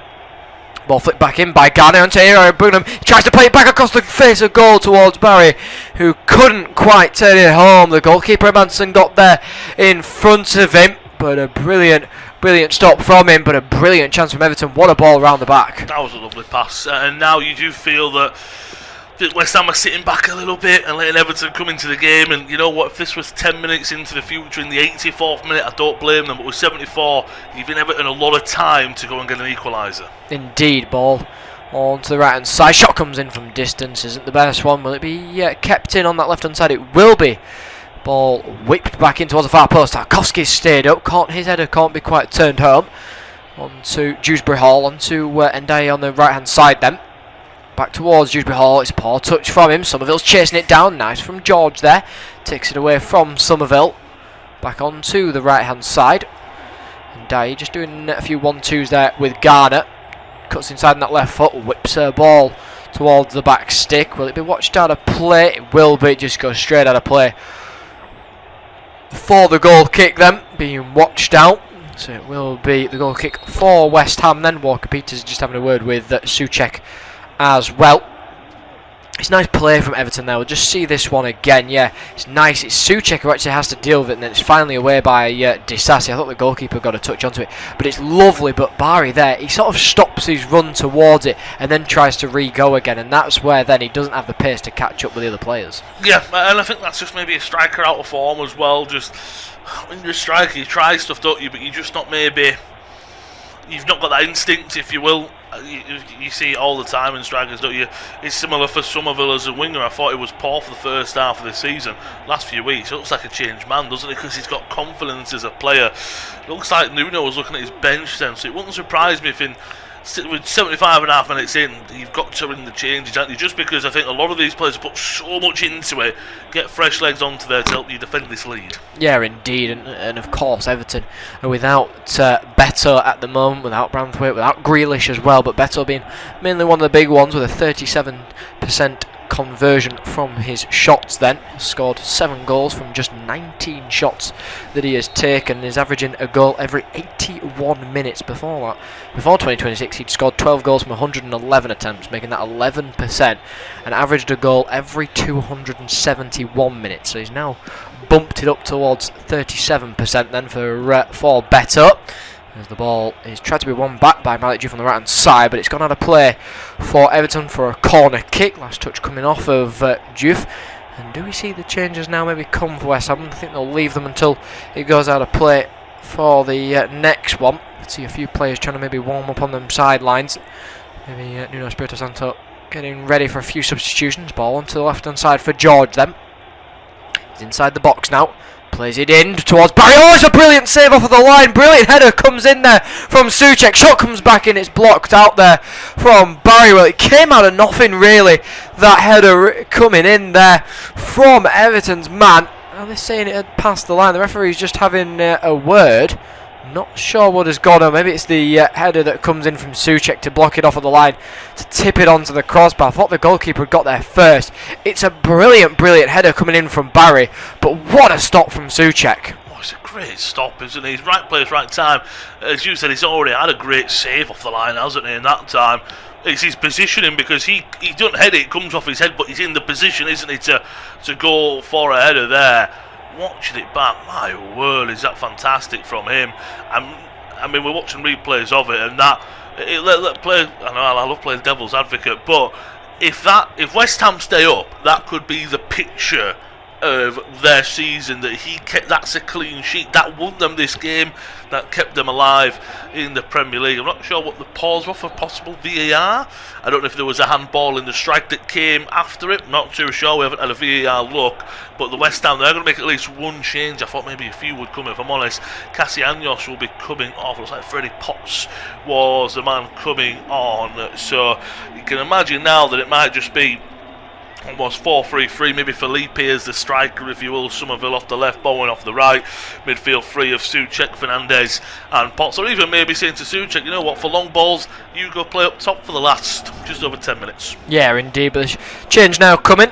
Of course, Everton have made 2, West Ham have only made 1, so they've got 4 more left to make, if Nuno Espirito Santo wants to make them for a few fresh legs, and of course, Everton have got the 3 remaining then, and I won't be surprised to see if we do see a few more changes coming for Everton, but then that does force the pressure for West Ham maybe to make their changes as well, so Nuno Espirito Santo maybe thinking about that one, maybe taking his time with it. Ball chipped in towards George. He's taking that down with real coolness, but Walker Peters very aware that George was just in behind him, snabs the ball away from underneath his feet and then clears his lines. Derby 2, QPR 2. Norwich have got a penalty in their game against Swansea now. Goal down. Big goal, like I said, within the Premier League. Sorry, within the League 1, shall I say. Sorry, another championship goal goes in. But another goal for the game against Bradford against Bolton. Bradford City 1, Bolton 1. Jackson has equalised it up for them. I did see that another change might be coming for West Ham. It is looking like Callum Wilson, who will be making his way on to the field then. Of course, he has scored 8 goals in his last 7 Premier League appearances against Everton. Indeed, only against his current side West Ham has he netted more overall in the competition, being 12. So he scored 12 goals against West Ham, and he's only scored 8 against Everton. He'll be looking maybe to maybe get another against his Everton side, maybe try and seal the deal, as we might see the change now coming for West Ham as the ball has gone out for the throw-in. We will do, and it is looking like Felipe will be coming off of the field then, and it will be Wilson who comes on to replace him then. And we wonder what Nuno Espirito Santo might go to now then. We thought about the 4-3-3. I wonder if he'll just keep it the same formation. Maybe put Souček in behind him now and have Souček maybe playing that number 10. But here comes Callum Wilson onto the field then. And maybe they'll be hoping to try and get a second goal. Yeah, he's more of a poacher, isn't he? He'll offer that threat. He's not a striker that he's 6'4", 6'5", but he's got a really good leap on him as well, and a really good physicality. That's what he's got. He's really good. He's a former Cherries forward, and he brings experience as well. And I think you're right. 4-3-3. Someone out of the three. Potts maybe more the sitter, but maybe Fernandes and Souček, both of them being given the licence at one goes, one stays, for example, to go and support the forward line. But also at the same time, I think Nuno's probably thinking, look, just don't concede a goal and we'll be fine. But my word, are they really living on a knife's edge out there with the chances that Everton have had? The clearances from Souček, he's been vital. Everton have been given a lot of time to get an equaliser in this game. Indeed, and here they come forward, but the offside flag is up by the linesman on George on that right hand side then. Just to let you know, Norwich did convert from the penalty spot. 1-1 in their game against Swansea. McLean is the man who converted from the penalty spot. That's a very tight call from the linesman, but the right decision given in the end then. Bristol City have got themselves a penalty in the game against Birmingham as well. Birmingham do lead that game by 2-0. Of course, around the Premier League, it's still Liverpool 2, Crystal Palace 1. In our game, of course, it's West Ham 1, Everton 0.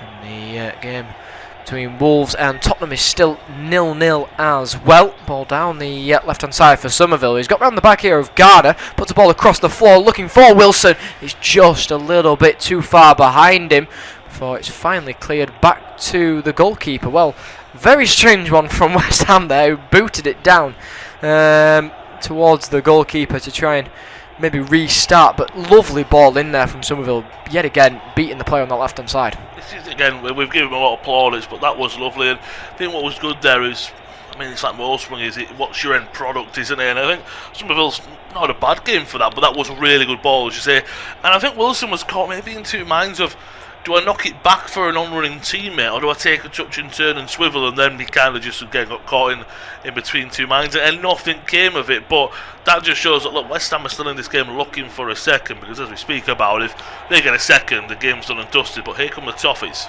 Yeah, here they come down the left hand side with George then, tries to cut inside on that right foot. Finds his pathway blocked. Good challenge comes in from Walker Peters. Just to let you know, Bristol City converted from that penalty kick then. So Birmingham 2, Bristol City 1. Ball inside the box and headed away by Juve. Goes out for a throw-in on that right hand side for Everton then.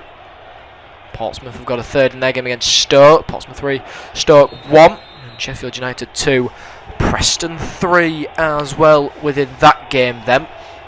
I covered the game of Coventry against Portsmouth recently. What a win for Coventry it was. Of course, sealed them the title in the end, 5-1 in that game. But seems to have not knocked the confidence out of Portsmouth, as of course they are 3-1 up.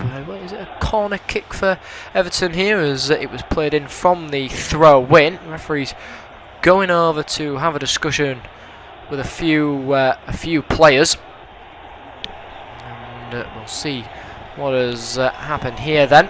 Ball with Barry, and well, Fernandes has got around him, handball. Fernandes, I think, has handballed that as he's wrapped his arms around Barry. It's hit his hand, and that is what the Everton players are arguing. I thought they'd argued for a corner kick. VAR are having a look at it. Juve doesn't seem happy within there either. We've had a big goal at the bottom of the table though in the Premier League. Wolves 0, Tottenham Hotspur 1. It's a big goal. Polinia is the man who has scored, and of course that now means that Tottenham are on 34, only 2 points behind West Ham. What are your thoughts on this though, Lewis? Within that penalty, it is a tight one, but for me, he's wrapping his arms around him. It's the hit up is the issue from Fernandes. He actually looks like he's gone to hit up the ball. No, I think you're right, and that's the problem. I mean, I think they're not going to give it, if I'm honest. Just by looking at the reaction, I don't even think they're giving a corner. I mean, the thing is, what you would say, if you give a corner, you've got to give a handball, because you're saying it comes last time from Fernandes. But one thing you would say is maybe he can't see the ball because he's behind Barry. And I know he puts his arms around Barry, but maybe you say he's trying to do that, and as he's trying to loop the hand around Barry, well, the ball pops up. It's one of them where, if I'm being bluntly honest, if that happens for your team, that's harsh. If your team can get that penalty, you go, that's a handball. And I think that's where opinions come into it, and I think that's where, you know what, if the referee gives that on the field, let it go. If the referee doesn't give it on the field, let it go as well. So it's a tough decision, but just go with what the on-field was, because that's hard, I think, in VAR to say that's a penalty or not. But you do, as you did say, he does flick and hit the ball, doesn't he? But it's a very controversial one, I'll say that much. Alcaraz onto the field then for Everton in replace of Ghana Gay, who hasn't maybe had the best game within this one. He's not had his best performance. We'll see it again here. It's the flick up. That's the issue for me, is he actually does flick up the ball with his hand, and I can see why David Moyes is angry at this one. I mean, that's why, if I'm quite honest, if you said to me that's a penalty, I wouldn't argue with you. If you say I don't think it's a penalty, I wouldn't argue with you either. I think it's quite an opinionated one, if I'm being honest, and that's where that's a bit of a trouble for me. So I'm gonna sit on the fence on that one. It's a very close one, as you say, though. Yeah, just let you know, Luton 2, Barnsley 1 within that game then. Of course, Luton trying to maintain, trying to push up, into the playoff spots ahead of the likes of Stevenage and Bradford. Ball is whipped in here towards the far post. Barry can't get a hold of it. Will it fall back out to Alcaraz? It won't on this occasion. Spins away from him, and West Ham can clear their lines long downfield where they were looking for Somerville. It's picked up by Garner, who's managed to stay up on his feet from the challenge from Somerville. Bowen goes sliding in, but it falls to Alcaraz then. Alcaraz on the left hand side for George. George does a few step overs, trying to get away from Walker Peters. Drops it back into the path of Dewsbury Hall. Hall turns him around. Ball is whipped in towards the back. It falls towards Dewsbury Hall, and he smashed it into the roof of the net by the penalty spot. What a finish from Dewsbury Hall to get his side level with 3 minutes to go. That is a brilliant finish from Dewsbury Hall, really coming out of nothing. It wasn't dealt with by West Ham, and well, the Everton fans that have made the journey are in full voice now. What a finish from Dewsbury Hall. But this is what we were speaking about. West Ham, they sat back too early, didn't they? They allowed the Toffees to get comfortable and create chances. You can see the West Ham fans, they're walking out. And you spoke about when the goal went in on Molyneux for Spurs, how big a goal it is. Well, at the moment, I know it'll update in just a second, it has. Now Spurs are 17th and West Ham are 18th. Level on points, but Spurs have a bit of goal difference by 7. Minus 10 for Spurs, minus 17 for West Ham. You just feel that West Ham, if you sit back in the final, 80 to 85, you sit back, I get that. But West Ham have been defending, basically, since I passed it over to you in the 70th minute. That is too long to defend against the quality that Everton have. Look, West Ham could come back and get a goal, but at the moment, they are second best. Yeah, they are indeed. Ball whipped inside the box, isn't the best one. In the end, it's cleared lines long downfield into the path of Walker Peters. Ball is whipped in, headed away by Everton. Chester down into somewhat of a dangerous position there, but West Ham have managed to bring back the ball into their half. I wonder if maybe more changes do come. I think maybe he's made a few changes. They only made the 2 changes, Nuno Espirito Santo. I think maybe more had to come from a defensive point. 100%. I just think as well, the problem they had, and this is what we spoke about, when you brought Potts on for Castellanos, it's as if they should have made the changes together, because they've offset the team, haven't they? And you always hear this from professionals who play. If you've got the striker Castellanos and you bring on a defensive midfielder, instantly you just go, right, my manager wants me to defend. He don't want me to go forward, he wants us to sit back and hold this lead. It never works. It's never going to work. Right, if you're West Ham and you're trying to, again, no offence to a Burnley or Wolves who don't score a lot of goals, maybe you get away with it. Not a side against West Ham, not a side at West Ham against Everton, when, look, I know that they've got a few injuries and they haven't got Grealish and better, as you say, doesn't mean they don't have great players, and it just felt like a ticking time bomb almost. But here comes Somerville, Not a foul there. Stoppage time 8 minutes. It's a big 8 minutes for West Ham. It is. Can they hold on? This is the big question for them now, because Everton are throwing everything at them, especially down this left-hand side, where they are running at it now with Alcaraz. He turns back in on himself. It's nice from him. Finds the nice 1-2. Plays it onto the right-hand side. Ball is maybe whipped in by Garner. He has second thoughts about it. Plays it down the line to Ndiaye. Ndiaye towards the back stick. Oh, George was in there. Headed away though by West Ham, but not finally cleared from them. Ball is whipped back in by Everton. Isn't the best one, and it goes straight out of play for the goal kick. That had to be the best one, and David Moyes is not happy with that one from Mykolenko. It did have to be better from him. Everton fans in full voice. Few West Ham fans starting to leave the stadium now. For me, actually, from West Ham perspective, from the players and stuff like that, I'd be a bit annoyed that they're leaving the stadium now, because not all hope is lost for them. No, I think that's the thing. And look, I understand the fans. It's not been a great season, but it's like, look, do you not want to support your team in a real time, like you say, where if you get behind them, put this really push them forward, it could be an atmosphere that just almost sucks the ball into the goal, doesn't it? Where it's almost the fans have given up on the players. I know they might think the players have given up on them, but this is almost a time where I think you're right, the players will look and go, well, you're not even with us, why should we perform for you? You should perform because you're a professional, but you also want the fans there for you, as you say. Yeah, you do indeed, as Bowen has possession of the ball, cuts inside onto that left foot, tries to get the ball in. Mykolenko is there to header it away though. Walker-Peters, well, he wanted the shot there, space didn't quite open up.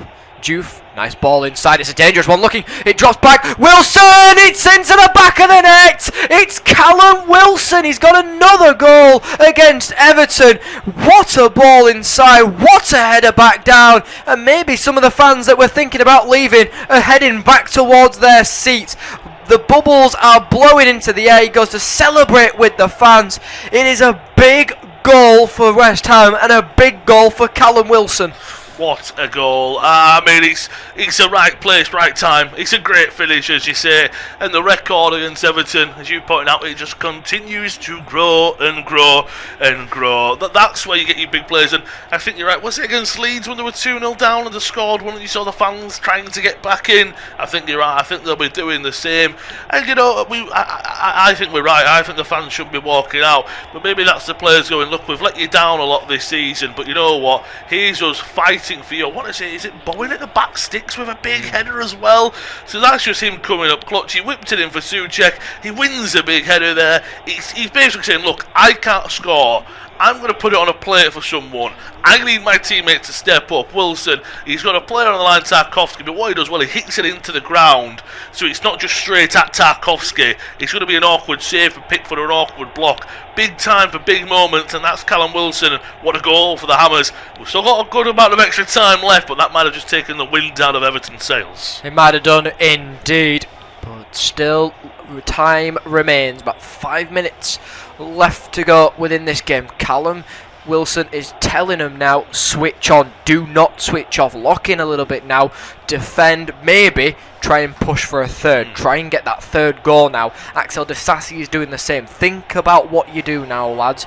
Do not let this slip from us. This is a big 3 points. Tottenham are winning at Wolves still by a goal to nil. We will see a change being made now for West Ham. I wonder maybe if David Moyes is thinking about one as well, but we will see the man who has just got the assist for this goal, Jared Bowen, will be coming off of the field. It is a sacrifice to Debo. It's not a like for like, of course. Todibo being a defender now. They are throwing everybody behind the ball. Todibo is the defender that comes on in replace then of Jared Bowen. And Bowen, of course, who got the assist for that one. You know, he is the key maker for West Ham, isn't he? It's a lovely header back down, and Wilson, right spot, right time. I mean, you spoke about it earlier about getting Bowen involved, and we said when Bowen's ticking, that's when West Ham tick, don't they? And he's a creative force, he's a goal scoring force as well, and he can do everything, can Bowen. And at the start of the season, ball over the top of Wilson looks way offside. The flag gone up, yes it has. He was played all over the place. He's played off the left, played centrally, played as a centre. You go, no, he's a right. He plays on the right hand side. It was almost West Ham for the first 3 months were just trying. he's used to about trying things out. Not only trying things out, but everything they tried just failed. But you also go, well, why are you playing him there? Why are you playing him there? It's almost Nuno just came in and, to the best word, simplified things. Right, you play there, you play there. Shock West Ham are playing better, but Bowen is almost the heart and soul of the Hammers, isn't he? He is indeed, and Callum Wilson has been awarded a yellow card for the delay of restart within this game as Everton tried to take their free kick quickly. It's a bit like Todd Cantwell for Blackburn. Is when he's on his day, when he's on his A game, he gets the team going as the captain, as the leader, and it's the same for Bowen. Ball is whipped in, just wide the post on this occasion. Then Hermansen didn't seem troubled by it from the strike from George. It was one that just needed a little bit more bend onto it to maybe cause the goalkeeper a little bit of trouble. But Everton are still coming forward here, still trying to get that equaliser, trying to take a point from this game still. It is finished in the Championship. Oxford United 4, Sheffield Wednesday 1. Of course, Oxford United, I believe, have been relegated to League 1. And Norwich 1, Swansea 1 within League 1. Bradford City 1, Bolton 1. And Rotherham 1, Reading 1. Big goal for big game though, and the big 3 points for Wimbledon at the bottom of the table. They're trying to escape from Exeter's grasp. Exeter are 1-1 at the moment with Burton. Like I said, it finished Wigan 0, AFC Wimbledon 1. It's finished Blackpool 1, Leyton Orient 0 as well within League 1 as Everton have possession of the ball then on this left hand side with George. He's looking for a little bit of support. Does get it though. Finds it in Garner. Garner back onto the left hand side for George. Liverpool 3, Crystal Palace 1 then. And it is Florian Wirtz who has scored the third goal for Liverpool. So Liverpool 3, Crystal Palace 1 in that game. Ball is out for a throw-in to Everton then. They're taking it quickly here. Garner plays it into the path of Alcaraz. Turns it towards Mikalenko. Ball onto the left-hand side then for George. George plays it back in towards Alcaraz. Alcaraz just lays it off into Garner. Garner onto the right-hand side for Ndiaye. Ndiaye comes across onto that left foot, opens it up for Dewsbury Hall. Dewsbury Hall moves it out onto the left-hand side then for George. George whips in a dangerous ball. Hermansen's there to punch it away. I'm not entirely sure why he didn't catch that one on this occasion, but here comes Somerville down the left-hand side. Somerville racing away, cuts inside to that right foot. Heavy challengers go in then, but which one has the referee pulled up here? Because one of them was Garner. The yellow card has been brandished towards Alcaraz on this one. Garner had to be careful. He was coming across as well there as Somerville made his entrance. And for me, actually, it's more of Garner that has got it. I think Alcaraz has been a bit unlucky there. Yeah, and I think maybe that's Alcaraz taking one and going to ref. No referee, I called it there. So because to me, you're right, Garner just stops and almost bodies him, doesn't he? And that should be a second yellow card for him as well. We've played the 8 minutes and we've got maybe a bit of stoppage time because the goal came in stoppage time. You see the calming of heads, but my word, the London Stadium will erupt if they pick up 3 points here. Axel Disasi then. Down the left-hand side it goes from the free kick. Headed away, or headed on by Souček into the path of Somerville. It goes out for the throw-in. Fernandez wanted it to him. Ball onto the right-hand side then for Garner. He's played that quickly into the path then of George. George onto Iragbunham. Iragbunham down the line looking for anybody in an Everton shirt. It's headed away by West Ham. It's finished Liverpool 3, Crystal Palace 1 then. Trip up, foul by Somerville. Free kick for Everton then. They're wanting to take this quickly. They're racing towards the ball of the Everton players. Pickford is the man who will take it then.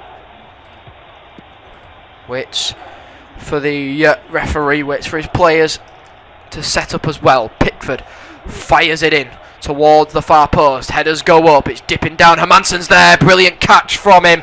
He takes it down. Hermansen then tries to get his team forward. It's a slow reply. Ball onto the right hand side. Long downfield it goes then Racing away is Walker Peters.